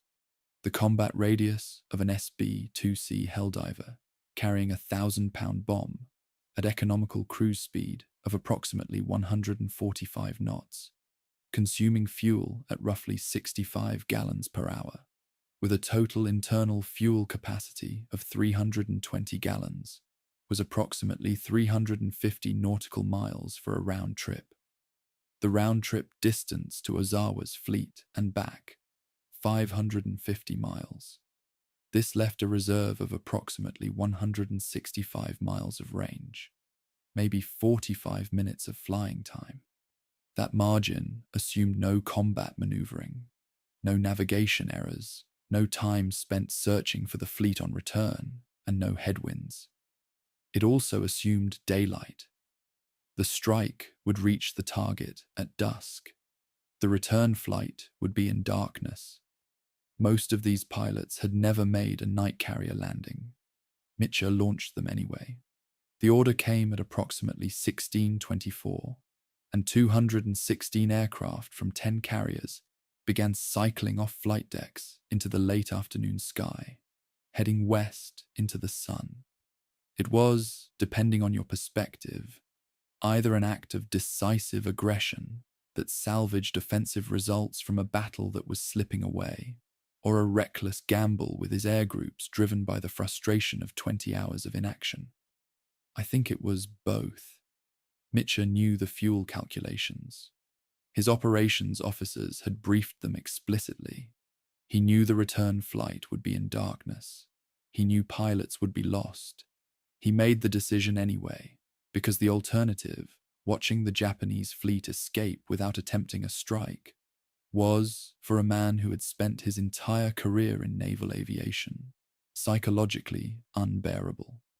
Several of the squadron commanders who led the strike later admitted in oral histories that they expected to lose more aircraft to fuel exhaustion and night landing accidents than to Japanese anti-aircraft fire. They were correct. They launched anyway. The system of military command is designed to convert decisions into action without the hesitation that rational fear would impose. On the afternoon of the 20th of June, it performed that function with merciless efficiency. The 216 aircraft carried approximately 61 tons of bombs and 48 torpedoes, each torpedo weighing roughly 2,216 pounds. Total offensive ordnance, approximately 109 tons, headed toward a fleet displacing 376,000 tons. The ratio of munitions to target, roughly 1 to 3,450, is a cold numerical illustration of how inefficient air-delivered ordnance was against maneuvering naval targets in 1944. Most of those bombs and torpedoes would miss. Carrier aviation's lethality came not from the accuracy of individual weapons, but from the volume of delivery attempts. And even at volume, the hit rate against maneuvering ships defended by anti-aircraft fire and evasive steering was measured in low single-digit percentages. Mitchell was sending 109 tons of ordnance against nearly 400,000 tons of warship across 275 miles of open ocean in fading light with 45 minutes of fuel reserve. The numbers did not add up. He knew they didn't add up. He sent them. The afternoon light shifted toward gold as the strike groups formed up and headed west, climbing to cruise altitude, the carriers shrinking behind them. Each pilot carried in his head the same simple arithmetic: fuel gauge, distance, time. The arithmetic was marginal in the best case and impossible in the worst. But they were flying now, committed. And the mathematics that made the mission marginal would have to wait until the target had been struck and the aircraft turned for home. Ahead of them, 275 miles to the west, Ozawa's fleet was refueling, oilers alongside carriers, hoses connecting tanker to warship, the most vulnerable configuration a fleet can adopt. Ozawa didn't know they were coming. His radar would detect them only when they were close enough that it was too late to disconnect the fueling rigs and scatter. The strike would arrive at sunset. The result would be modest. The return flight would be a catastrophe. And at the end of it, a man on the flag bridge of Lexington would make a decision that would become the most famous single act of the entire battle. The fleet steamed west, recovering the patrol aircraft that had finally found the enemy, launching replacements to maintain the search screen. The sun continued its descent. Mitchell stood on the flag bridge and watched his aircraft disappear into the western sky. 216 small shapes diminishing to points and then to nothing, swallowed by distance and light. He had done everything Burke and the aviators had wanted. He had launched the strike. The question now was whether the ocean and the darkness would give his pilots back. The fuel gauges were already counting down. The arithmetic was already running. And 275 miles to the west, the Japanese fleet had no idea that 216 aircraft were heading toward them out of the setting sun, carrying 109 tons of ordnance and 45 minutes of reserve fuel, and the desperate hope that the numbers might, somehow, work out. Chapter 13. The Mission Beyond Sunset. The 20th of June, 1944. Approximately 1840 hours. The Western Philippine Sea. 216 American aircraft, Hellcats, Helldivers, and Avengers, arrive over Ozawa's fleet in the last amber light of a tropical sunset. The Japanese ships are spread across miles of ocean, some still connected to oilers by fueling hoses, caught in the vulnerable act of replenishment. The strike pilots can see the wakes below them, white lines on darkening water, and the black puffs of anti-aircraft fire beginning to bloom around them. The attack was not the coordinated, multi-axis assault that doctrine prescribed. Aircraft arrived piecemeal as faster fighters pulled ahead of slower bombers, and individual squadrons selected targets of opportunity in the failing light rather than executing a structured strike plan. The oilers Genyo Maru and Seiyo Maru were hit and sunk. Bomb and torpedo hits were scored on the carriers Zuikaku, Hio, Junyo, and Chiyoda. The carrier Hio, hit by 2 torpedoes from the torpedo squadron of the light carrier Belleau Wood, began to list and burn fires fed by the same volatile Borneo crude that had killed Taiho the day before. She would sink within hours, the 3rd Japanese carrier lost in 2 days. But the damage to the Japanese fleet, while real, was not the story of this mission. The story was the fuel gauges.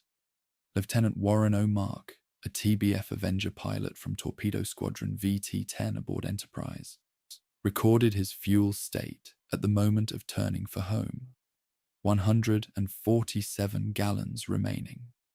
His Avenger consumed fuel at approximately 58 gallons per hour at economical cruise.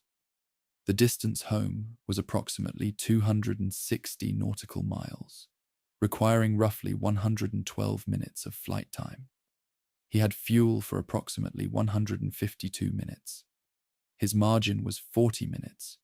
If he flew a straight line, if he encountered no headwind, if he didn't have to search for the fleet in darkness, nothing went straight.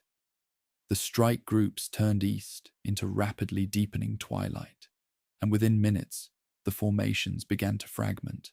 Faster, Hellcats pulled ahead. Damaged aircraft fell behind. Avengers, heavy and fuel-hungry, settled into the most economical cruise configurations their pilots could manage, trimming for minimum drag, leaning their fuel mixtures to the ragged edge of engine tolerance.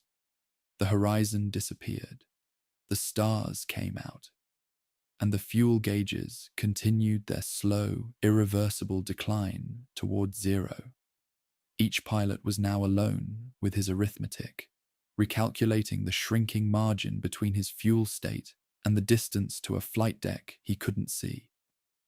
The fuel exhaustion cascade began at approximately 20-30 hours and continued for nearly an hour. Aircraft ran dry and their engines quit. The sudden silence after hours of constant noise, followed by the controlled glide toward a black ocean that offered no visual references for altitude or attitude. Radio frequencies filled with position reports from ditching pilots. Transmissions that followed a grim protocol. Call sign, fuel state 0, estimated position, ditching. Rescue submarines and destroyers logged these calls. Some transmissions were complete and professional. Others were abbreviated to a call sign and nothing more. The men who transmitted them were falling toward an ocean they couldn't see, in aircraft that had become gliders, preparing to execute a water landing in total darkness. Night ditching a TBF Avenger was a survivable event, but only barely. The procedure required approaching at minimum flying speed, approximately 80 knots, with gear retracted, flaps full, nose high. The tail would contact the water first, absorbing the initial impact, and the fuselage would settle. The aircraft would typically float for 90 to 120 seconds before sinking. In those seconds, the 3-man crew, pilot, radio man, turret gunner, had to extract themselves from their stations, inflate the life raft, and push clear of the sinking aircraft. In daylight, with a visible horizon, this was difficult. In darkness, without visual reference, approximately 1 in 3 ditching crews failed to exit the aircraft before it sank. The disorientation of a nighttime water landing, no horizon, no sense of altitude, the sudden deceleration of impact overwhelmed the human perceptual system in ways that training could not fully prepare for. When I calculated the fuel margins these pilots were operating on, and I've checked them against the performance specifications for all 3 aircraft types and the distance figures from the action reports, I kept returning to a question that the documents cannot answer. At what point during the return flight did each pilot individually realize he was not going to make it? Was there a specific moment when the gauge dropped below the calculated minimum? Or was it gradual, a slow compression of hope as the numbers refused to improve and the darkness offered no landmarks? The patrol reports and action reports record the outcomes. They do not record the experience of watching mathematics close around you like water. The final accounting of the mission is a study in the cost of overreach. Of 216 aircraft launched, approximately 100 returned safely on the 20th of June. Many by landing on the first carrier they found regardless of assignment. Approximately 80 aircraft were lost during the return flight, ditched when fuel ran out, crashed attempting night landings, or vanished without trace. Of the aircrew lost, approximately 16 were killed or missing during the attack itself. Approximately 33 additional aircrew died or disappeared during the return. Roughly 50 more survived ditchings and floated in life rafts waiting for rescue that might or might not come. The single carrier sunk by the strike, Hayo, 24,140 tons, cost approximately 80 American aircraft and 49 American lives to destroy. The tonnage comparison is uncomfortable but necessary. The 2 submarine attacks on the 19th of June destroyed 69,375 tons of Japanese carrier for 0 American casualties. The aerial strike on the 20th destroyed 24,140 tons for 49 American dead and 80 aircraft lost. The submarines were, by this arithmetic, roughly 141 times more efficient than the aerial strike. This comparison is not made to diminish the courage of the pilots who flew into the sunset. It is made to contextualize the cost of a decision, Mitchell's decision to launch at extreme range, against its results. The pilots paid for that decision with their fuel gauges, and for some, with their lives. Several American aircraft, running on fumes during the return, reportedly made low passes over Japanese-held airfields on Rota and Guam, apparently considering landing on enemy territory rather than ditching in the open ocean.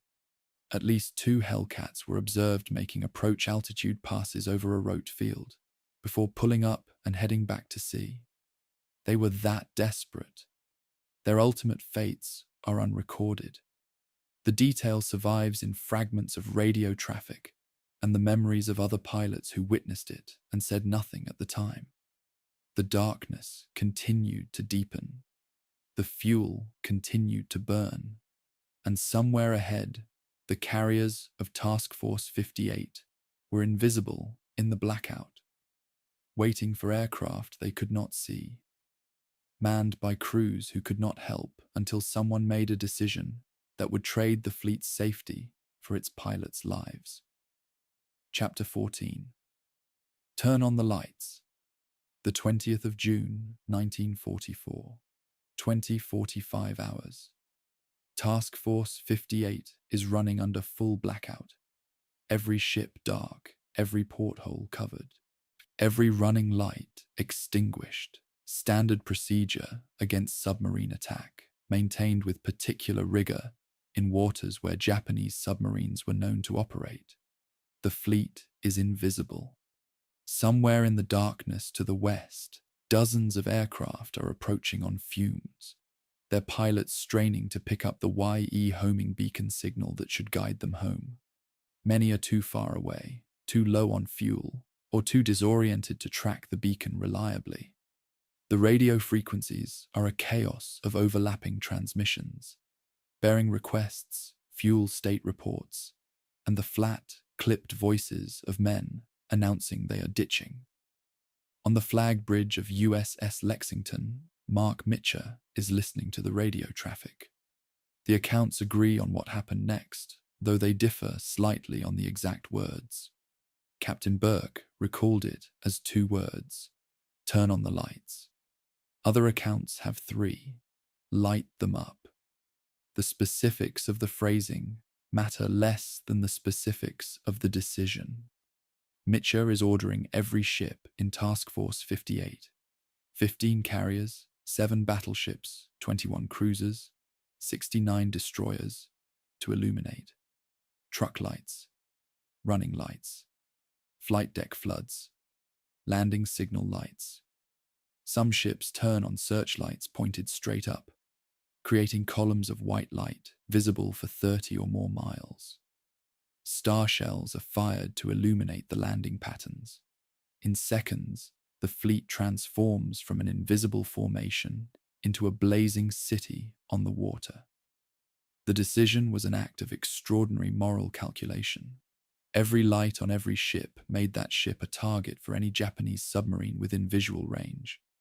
The submarine, I-184, was operating in the general area. She would be sunk 2 days later by a destroyer escort, suggesting she may have been drawn toward the illumination. Mitcher accepted this risk with full awareness. He was trading the fleet's concealment, its primary defense against submarine attack, for the survival of his aircrew. Known lives against theoretical risk. Men he could hear dying on the radio against an enemy he could not see beneath the water. The calculus was not complicated. It was unbearable. The first aircraft began arriving in the illuminated landing patterns within minutes, and what followed was controlled chaos. Pilots trained for daylight carrier landings were attempting to find the deck in visual conditions many had never experienced. The landing signal officers, men standing on small platforms at the stern of each carrier, holding illuminated wands, guiding 15-ton aircraft out of the darkness at 90 knots, were the last human link in the recovery chain. Their wand signals were the pilot's only reference for glide slope and lineup.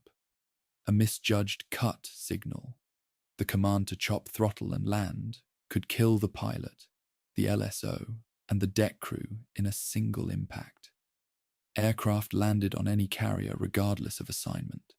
Pilots who couldn't identify their own ship in the confusion of lights simply aimed for the nearest flight deck. Some caught the arresting wires cleanly.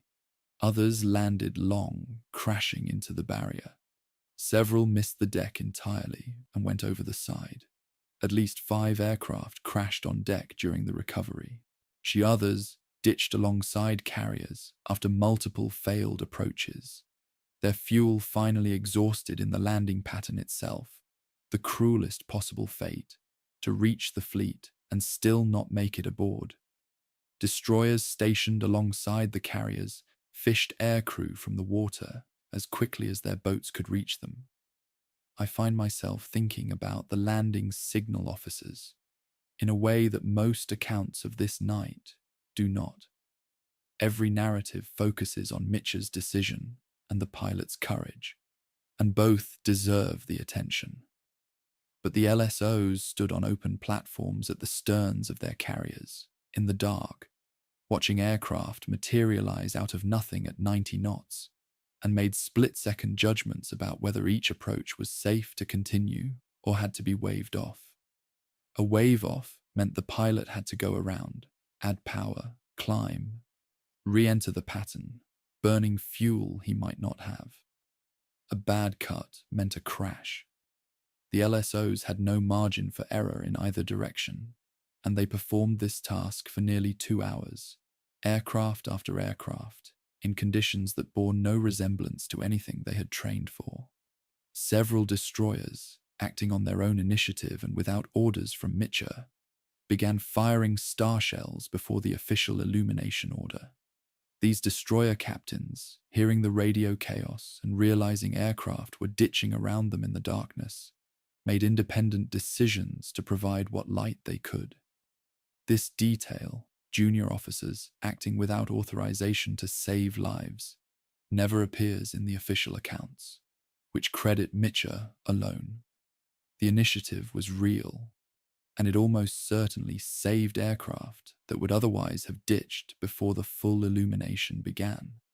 The chain of command is a necessary fiction of military organization, but in moments of crisis, the organization survives because individuals within it act before they are told to. The illumination lasted approximately 100 minutes.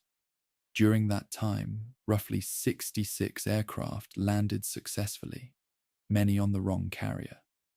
The fleet's total illuminated deck area, approximately 1.6 million square feet across 15 carriers, presented the largest lighted naval target in the history of warfare to that point.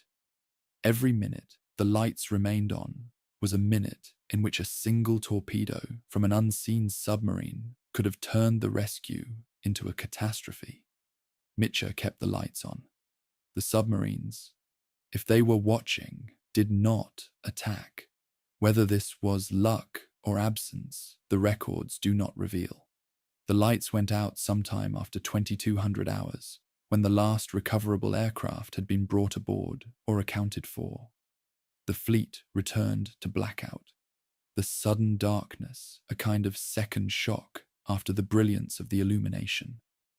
Below decks, in the ready rooms and wardrooms, the pilots who had made it back were being debriefed, fed, and, in some cases, treated for minor injuries from hard landings. The ready room chairs that were occupied that morning, and empty now, were noted but not discussed. The bureaucracy of loss, identifying the missing, beginning the notification process, would start in the morning. The question that attaches to this night and will not release it is whether the illumination was an act of redemptive leadership or an admission of error. Mitchell's order to turn on the lights unquestionably saved dozens of aircraft and crews that would otherwise have ditched. But the lights would not have been necessary had the strike not been launched at extreme range in fading daylight. The crisis Mitchell resolved so dramatically was a crisis his own decision had created. His defenders argue this is irrelevant, that the mark of a leader is how he responds when things go wrong, and Mitchell's response was magnificent. His critics argue that the mark of a leader is not creating the crisis in the first place. I believe both assessments are correct simultaneously, and that the tension between them is not a flaw in the historical analysis, but an accurate reflection of the irreducible complexity of command. Mitchell gambled. The gamble cost more than it gained, and then he moved heaven and earth to limit the cost. All three statements are true. None of them cancels the others. Chapter 15. The Rescue and the Reckoning. The 21st of June, 1944. Dawn over the Philippine Sea. The light returns to an ocean that is, to the naked eye, empty and indifferent. The same blue expanse it was before 3 days of battle briefly made it the most dangerous water on earth. But scattered across roughly 10,000 square miles of this ocean, an area approximately the size of the state of Maryland, are the survivors. Men in life rafts, men clinging to wreckage, men floating in life vests. Some alone and some in small groups, all of them waiting. Mitchell has detached 12 destroyers from the fleet screen for rescue duty. The search begins. The rescue operation was a battle of its own, a battle against distance, time, and the mathematics of search theory. A one-man life raft is approximately 6 feet long and rides roughly 8 inches above the waterline. The ocean is very large. Finding these rafts required search aircraft to fly at low altitude, 100 to 200 feet, scanning the water visually for the bright green fluorescent dye markers that pilots were supposed to deploy upon ditching. From 100 feet, the visible horizon is approximately 12 miles. A search aircraft flying at 120 knots covers approximately 2 nautical miles per minute. The probability of visually detecting a life raft within this search corridor, given the raft's small size and the ocean's visual clutter of whitecaps and reflections, was estimated at roughly 60 to 70% per pass. The OS-2U Kingfisher floatplanes, slow, ungainly biplanes normally used for gunfire spotting from battleships and cruisers, became the unlikely heroes of the rescue. Launched from catapults aboard the fast battleships, these aircraft flew low and slow search patterns that maximized their chances of spotting survivors. When they found men in the water, the Kingfishers could do something no other aircraft in the fleet could: land. The OS-2U was a floatplane, equipped with a large central pontoon, and it could set down on the open ocean in moderate sea states. In several documented cases, Kingfisher pilots landed alongside survivors, taxied to them, and loaded them aboard, strapping men onto the wings when the small cockpit was full. One Kingfisher from the battleship Indiana reportedly recovered 3 survivors by this method. The destroyers worked methodically through the search area, following the plots of reported ditching positions compiled from the previous night's radio traffic. The rescue log of the destroyer USS Hickox records a typical recovery. 2 aircrew pulled from a life raft at 0847 hours, both in good condition, approximately 10 hours in the water. The raft contained 1 partially consumed package of K rations and a loaded .38 caliber service revolver. The pilot asked for coffee. The log entry's final detail, coffee provided, is the kind of small human particular that official records rarely capture, and that means everything to the men involved. Approximately 160 aircrew were recovered during the rescue operation, an 80% survival rate for those who successfully ditched and deployed their life rafts. The standard pilot survival kit included the raft, a signal mirror, sea marker dye, a waterproof flashlight, shark repellent of uncertain effectiveness, K rations for approximately 48 hours, and a chemical desalination kit capable of producing roughly 1 pint of drinkable water per day. In the Philippine Sea's 82-degree water temperature, dehydration rather than hypothermia was the primary survival threat. A healthy man with the desalination kit could survive 8 to 12 days. Without it, 3 to 5. Approximately 33 aircrew from the 20th of June strike were never recovered.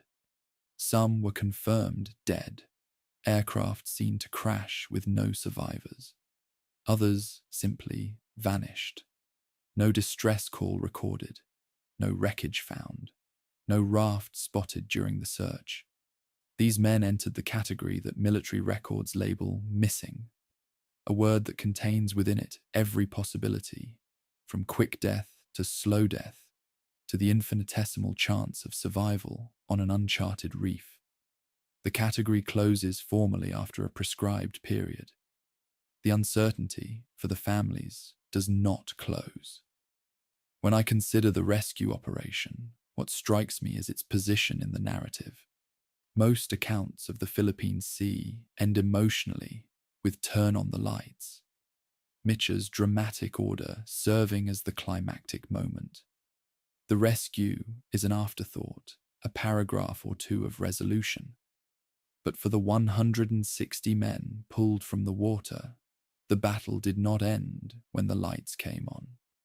It ended when a hand reached down from a destroyer's deck and pulled them from the Pacific. Their war lasted 12, 18, 24 hours longer than the narrative war. The structure of storytelling compresses their experience into a footnote. I don't think it should. At least 3 Japanese aircrew were recovered during the rescue operation. They had ditched during the 19th of June raids and survived in life rafts for over 36 hours before American destroyers found them. They were taken prisoner. processed through fleet intelligence, and their names appear in the POW intake records. In the calculus of the battle, they are statistical noise. In the calculus of individual survival, 2 days in a raft on the open Pacific, surrounded by an enemy fleet, waiting to be found by men who might kill you or might save you. Their experience is as harrowing as any American survivors. The rescue operation consumed approximately 4,200 tons of destroyer fuel, 12 Fletcher-class destroyers running at high speed for roughly 30 hours. A Fletcher-class destroyer at 30 knots burns approximately 38 tons of fuel per hour. The fuel cost of the rescue was roughly equivalent to the fuel cost of the strike that created the need for rescue.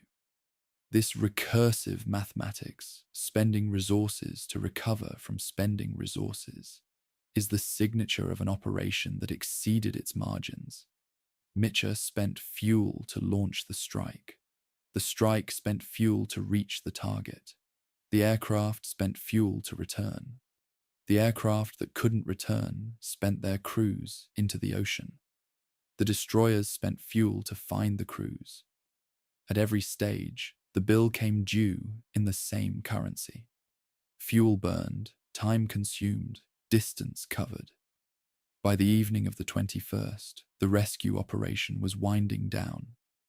The last of the recoverable survivors had been found, or the search areas had been covered enough times that further searching offered diminishing returns. The destroyers rejoined the fleet. The carriers tallied their aircraft, which planes had returned, which were missing, which had landed on the wrong ship and needed to be transferred. The ready room rosters were updated. Replacement pilots and aircraft would arrive from escort carriers and rear area depots within days. The bureaucratic machinery of personnel accounting, next of kin notifications, personal effects inventories, bunk reassignments, began its work while the fleet was still at sea. The battle was over. The paperwork was just beginning. Chapter 16. What Ozawa reported. The Archaeology of Defeat. November 1945. Japan, under American occupation. A room in a requisitioned building. Vice Admiral Jisaburo Ozawa sits across from American interrogators conducting the United States Strategic Bombing Survey, the extraordinary post-war project that systematically debriefed the Japanese military leadership about every major operation of the Pacific War. The transcript is clinical question and answer format, typed on thin paper that has yellowed in the 80 years since. On page 12, an exchange occurs that is, to me, the most human moment in the entire USSBS archive. The interrogator asks how many carrier aircraft Ozawa had operational after the battle. Ozawa answers, approximately 35. The interrogator asks, 35 out of how many? The transcript notes a pause. Ozawa answers, approximately 430. The transcript then records something it almost never records, a physical detail. Chiyozawa asked for a glass of water.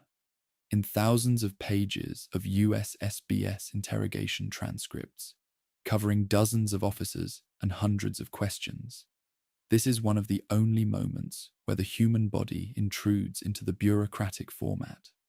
The pause and the water tell me more about the weight of defeat than any statistical analysis could. Ozawa's immediate after-action report to Combined Fleet Headquarters in late June of 1944 had framed the battle differently than the USSBS testimony would. The report acknowledged heavy losses. 3 carriers sunk, aircraft losses of approximately 330, which was close to the actual figure and suggests Ozawa had a better count than is sometimes assumed. But the report emphasized that the fleet's surface combatants were largely intact. 7 carriers, 5 battleships, 13 cruisers, and most of the destroyers had survived. The framing was deliberate. What remained was still a fleet. it could fight again. The emphasis on surviving hulls, rather than on the absent air groups, was a bureaucratic sleight of hand that had strategic consequences. Admiral Toyoda, commanding the combined fleet from Japan, read Ozawa's report and drew a conclusion that would shape the next major battle of the war. If the surface fleet was intact, but the carrier air groups were destroyed, then the next operation would use the fleet differently, not as a carrier striking force, but as a surface combatant formation that happened to include carriers. The carriers, stripped of meaningful air groups, would become decoys. This logic produced directly the battle plan for Leyte Gulf 4 months later, in which Ozawa's surviving carriers sailed north to draw Halsey's Third Fleet away from the Leyte invasion beaches, while Kurita's surface force attacked the transports. The Philippine Sea didn't just defeat Japan's carrier aviation. It reorganized Japan's entire naval strategy around the fact of that defeat. The US SBS interrogation methodology itself deserves scrutiny because it shaped the post-war historical record in ways that are not always acknowledged. The interrogators worked from prepared questions based on pre-analyzed intelligence, decoded messages, photographic evidence, captured documents. They employed what they called narrative elicitation, asking subjects to recount events chronologically and then cross-referencing the narrative against known facts to identify discrepancies. Ozawa's narrative was notable for its accuracy. He had relatively few factual errors about dates, positions, and force dispositions, but it was also notable for its omissions.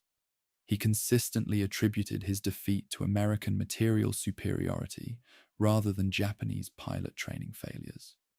The US SBS team noted this deflection, but did not press it aggressively.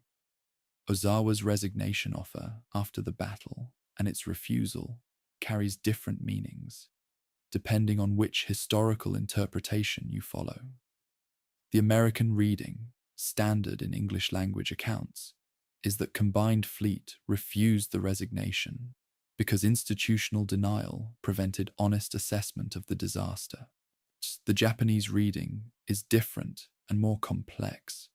Ozawa was retained because he had proven he could accept catastrophic loss without losing his ability to command. 4 months later, he would sail his empty carriers toward Halsey's fleet, knowing they were bait, knowing they would likely be sunk, and knowing that their sacrifice was the price of the Leyte Gulf plan. The man who offered to resign after the Philippine Sea became the man who volunteered for a mission that was, functionally, a fleet-level suicide. Whether this represents institutional dysfunction or a particular kind of strategic clarity depends entirely on where you stand. One remark in Ozawa's US SBS testimony is rarely quoted, but strikes me as the most revealing thing he said. When pressed on the causes of the defeat, Shiozawa stated that the outcome had been decided before the fleet left Tawi-Tawi. When asked to elaborate, he cited pilot training qualities specifically, not fuel, not intelligence, not American technology.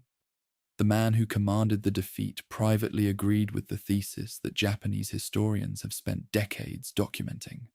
The pilot factory was the decisive failure. But he would not say this officially in 1944, in a report to superiors who had ordered him to fight with the pilots he had. The gap between Ozawa's private understanding and his official reporting is the gap between individual honesty and institutional obligation, and it is a gap that exists in every military organization in every war. The aircrew losses at the Philippine Sea included a disproportionate number of the remaining experienced carrier aviators, flight leaders and section leaders who had survived Midway, the Solomons, and Rabaul. Japan produced over 28,000 aircraft in 1944. The industrial base could replace the machines. It could not replace the men who knew how to use them effectively. The loss of these experienced aviators was qualitatively different from the quantitative loss of aircraft. It was the loss of institutional knowledge, the accumulated skill of thousands of flight hours, the combat intuition that cannot be taught in a classroom, the ability to navigate, fight, and survive that separated a veteran from a student. After the Philippine Sea, that knowledge was gone.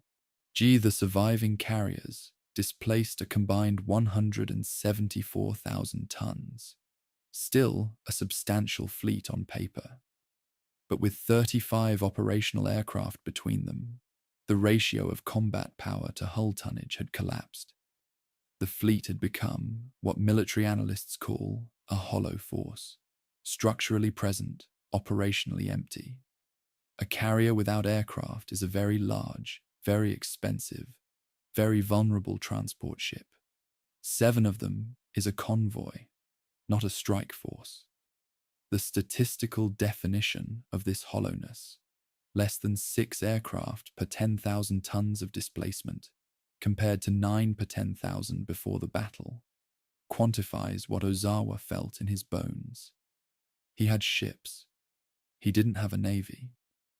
In 1964, 20 years after the battle, Ozawa and Spruance met in Japan. The meeting was arranged by mutual acquaintances and carries no official record. Thomas Buell, Spruance's biographer, reports that the 2 men spoke through an interpreter for approximately an hour. Neither man discussed the battle in detail. They talked about their grandchildren, 2 admirals who had fought the largest carrier battle in history, sitting in a room in peacetime, choosing to discuss their families instead of their war. It may be the most human detail in this entire account, and it is the detail I choose to end this chapter with, because it reminds me that behind every operational plan, every signal log, every fuel requisition form, there were men who eventually went home and became grandfathers, and that this, more than any tonnage figure or aircraft count, is what survived the Philippine Sea. Chapter 17. The battle that won a war and started an argument. In the papers of Samuel Eliot Morison, the official historian of United States naval operations in the Second World War, held at Harvard University's Houghton Library, there is a draft passage for Volume 8 of his history that was cut from the final publication. The deleted passage begins, "It is the opinion of many flag officers, expressed to me privately, that Spruance should have," and then Morison crossed out the next 4 lines so heavily that they cannot be read, even under magnification. In the margin, he wrote, "This is a controversy I will leave to others." The official historian of the United States Navy, a man with access to every document and every officer involved, looked at the Spruance debate and decided it was too dangerous to adjudicate. And 80 years later, it still is. The immediate aftermath of the Philippine Sea was strategic success and tactical dissatisfaction, an uncomfortable combination that satisfied no one completely. Saipan was secured by the 9th of July, Tinian by the 1st of August, and Guam by the 10th of August. The Mariana Islands were American, and within months, B-29 Superfortress bombers were operating from newly constructed airfields on Saipan, Tinian, and Guam, putting the Japanese home islands within range of sustained strategic bombardment. This was the operation's objective, and it was achieved. The Philippine Sea had protected the invasion that made it possible. By the metric of mission accomplishment, the metric Spruance optimized for, the battle was an unqualified success. But the aviator's metric, enemy fleet destroyed, told a different story. 3 Japanese carriers sunk, yes. 315 to 330 carrier aircraft destroyed, yes. But 6 carriers had escaped. The battleships had escaped. The cruiser and destroyer screen was intact. The Japanese surface fleet would fight again at Leyte Gulf in October. where it would come closer to reaching American invasion transports than it ever did at the Philippine Sea. The aviator's argument was straightforward. If Spruance had released Mitchell on the night of the 19th, Task Force 58 could have caught Ozawa at dawn on the 20th and finished the job. No Leyte Gulf, no kamikaze crisis, possibly a shorter war. The argument is compelling. It is also unprovable because it rests on a counterfactual. What would have happened if Spruance had pursued that can never be tested? The historiographical camps have crystallized over 8 decades into distinct positions. The Spruance school, represented by Thomas Buell's biography and by Morrison's cautious endorsement, emphasizes mission accomplishment, force protection, and the demonstrated success of the defensive strategy. The Japanese carrier air force was destroyed, whether or not the fleet was chased. The Mitchell School, represented by Clark Reynolds and the aviation historians, emphasizes the unrepeatable opportunity to annihilate the Japanese fleet as a fighting force, and thereby eliminate the need for the battles that followed. I have spent months with these documents, and I cannot choose between these positions because the evidence genuinely supports both. The debate is not about facts. It is about values, what you believe a commander should prioritize when mission completion and enemy destruction diverge. The strategic consequences of the Philippine Sea extended far beyond the Marianas campaign. The destruction of Japanese carrier aviation forced Japan into 2 desperate doctrines that defined the final year of the Pacific War.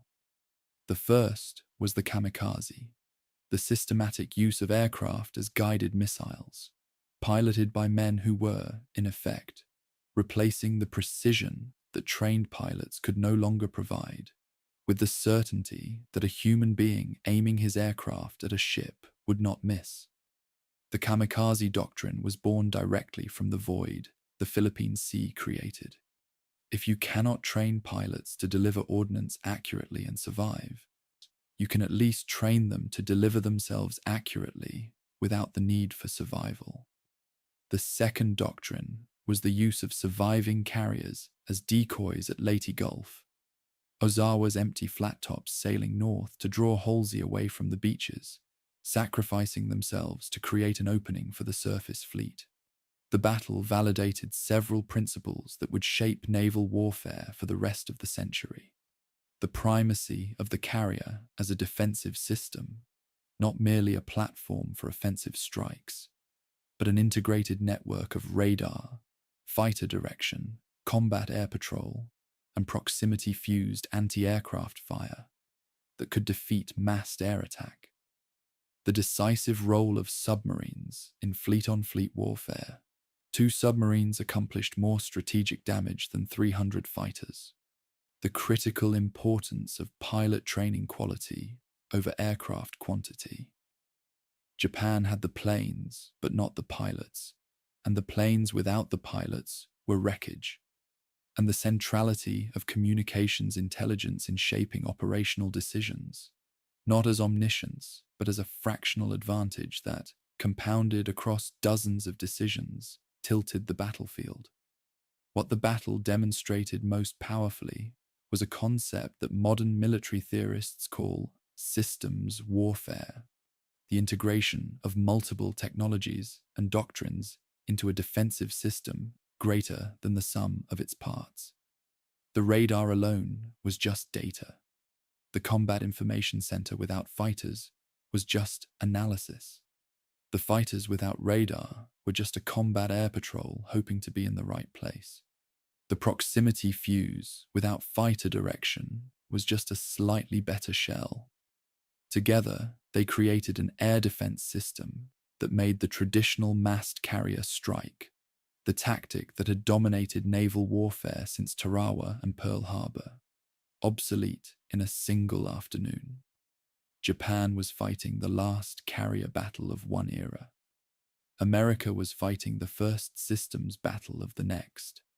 The American losses, approximately 123 aircraft destroyed, and 49 aircrew killed or missing were modest by the standards of Pacific carrier battles. The Japanese losses, 3 carriers, approximately 400 aircraft, and roughly 480 aircrew, were catastrophic by any standard. The exchange ratio, measured in tonnage destroyed per American life, was among the most lopsided in naval history. The battle worked. The system worked. The controversy is not about whether the Americans won. They did, overwhelmingly, but about whether they won enough. It is a controversy born of success so complete that even its architects argued about whether it should have been more complete still. I end where I began, 7 chapters and many months ago, in the margin of a fuel requisition form at Tawi-Tawi, where an anonymous hand wrote a single character, dangerous, next to a specific gravity reading for unrefined Borneo crude oil. That hand understood, before the admirals and the planners and the pilots, that the battle about to unfold would be decided by chemistry, not courage. The fuel was the foundation. Everything that followed, the training collapse, the outrange doctrine, the shuttle bombing plan, the turkey shoot, the submarines beneath the air battle, the sinking of Taiho by her own ventilation system, the signal log's 6-inch gap, the fuel gauges counting down to 0, the lights turning on over a dark ocean, all of it connects back to that margin note. I wish I could find the name of the person who wrote it. I cannot. They understood something essential about this battle before it was a battle, and they expressed it in the smallest possible format. A single character, in pencil, on a form that nobody was meant to read twice. The war moved on. The form went into a filing cabinet. The fleet sailed east, and the fuel, as warned, burned. The total accounting of the Battle of the Philippine Sea reduces to a set of figures that are simple to state and difficult to absorb. 3 Japanese carriers sunk. Approximately 395 to 430 carrier aircraft destroyed.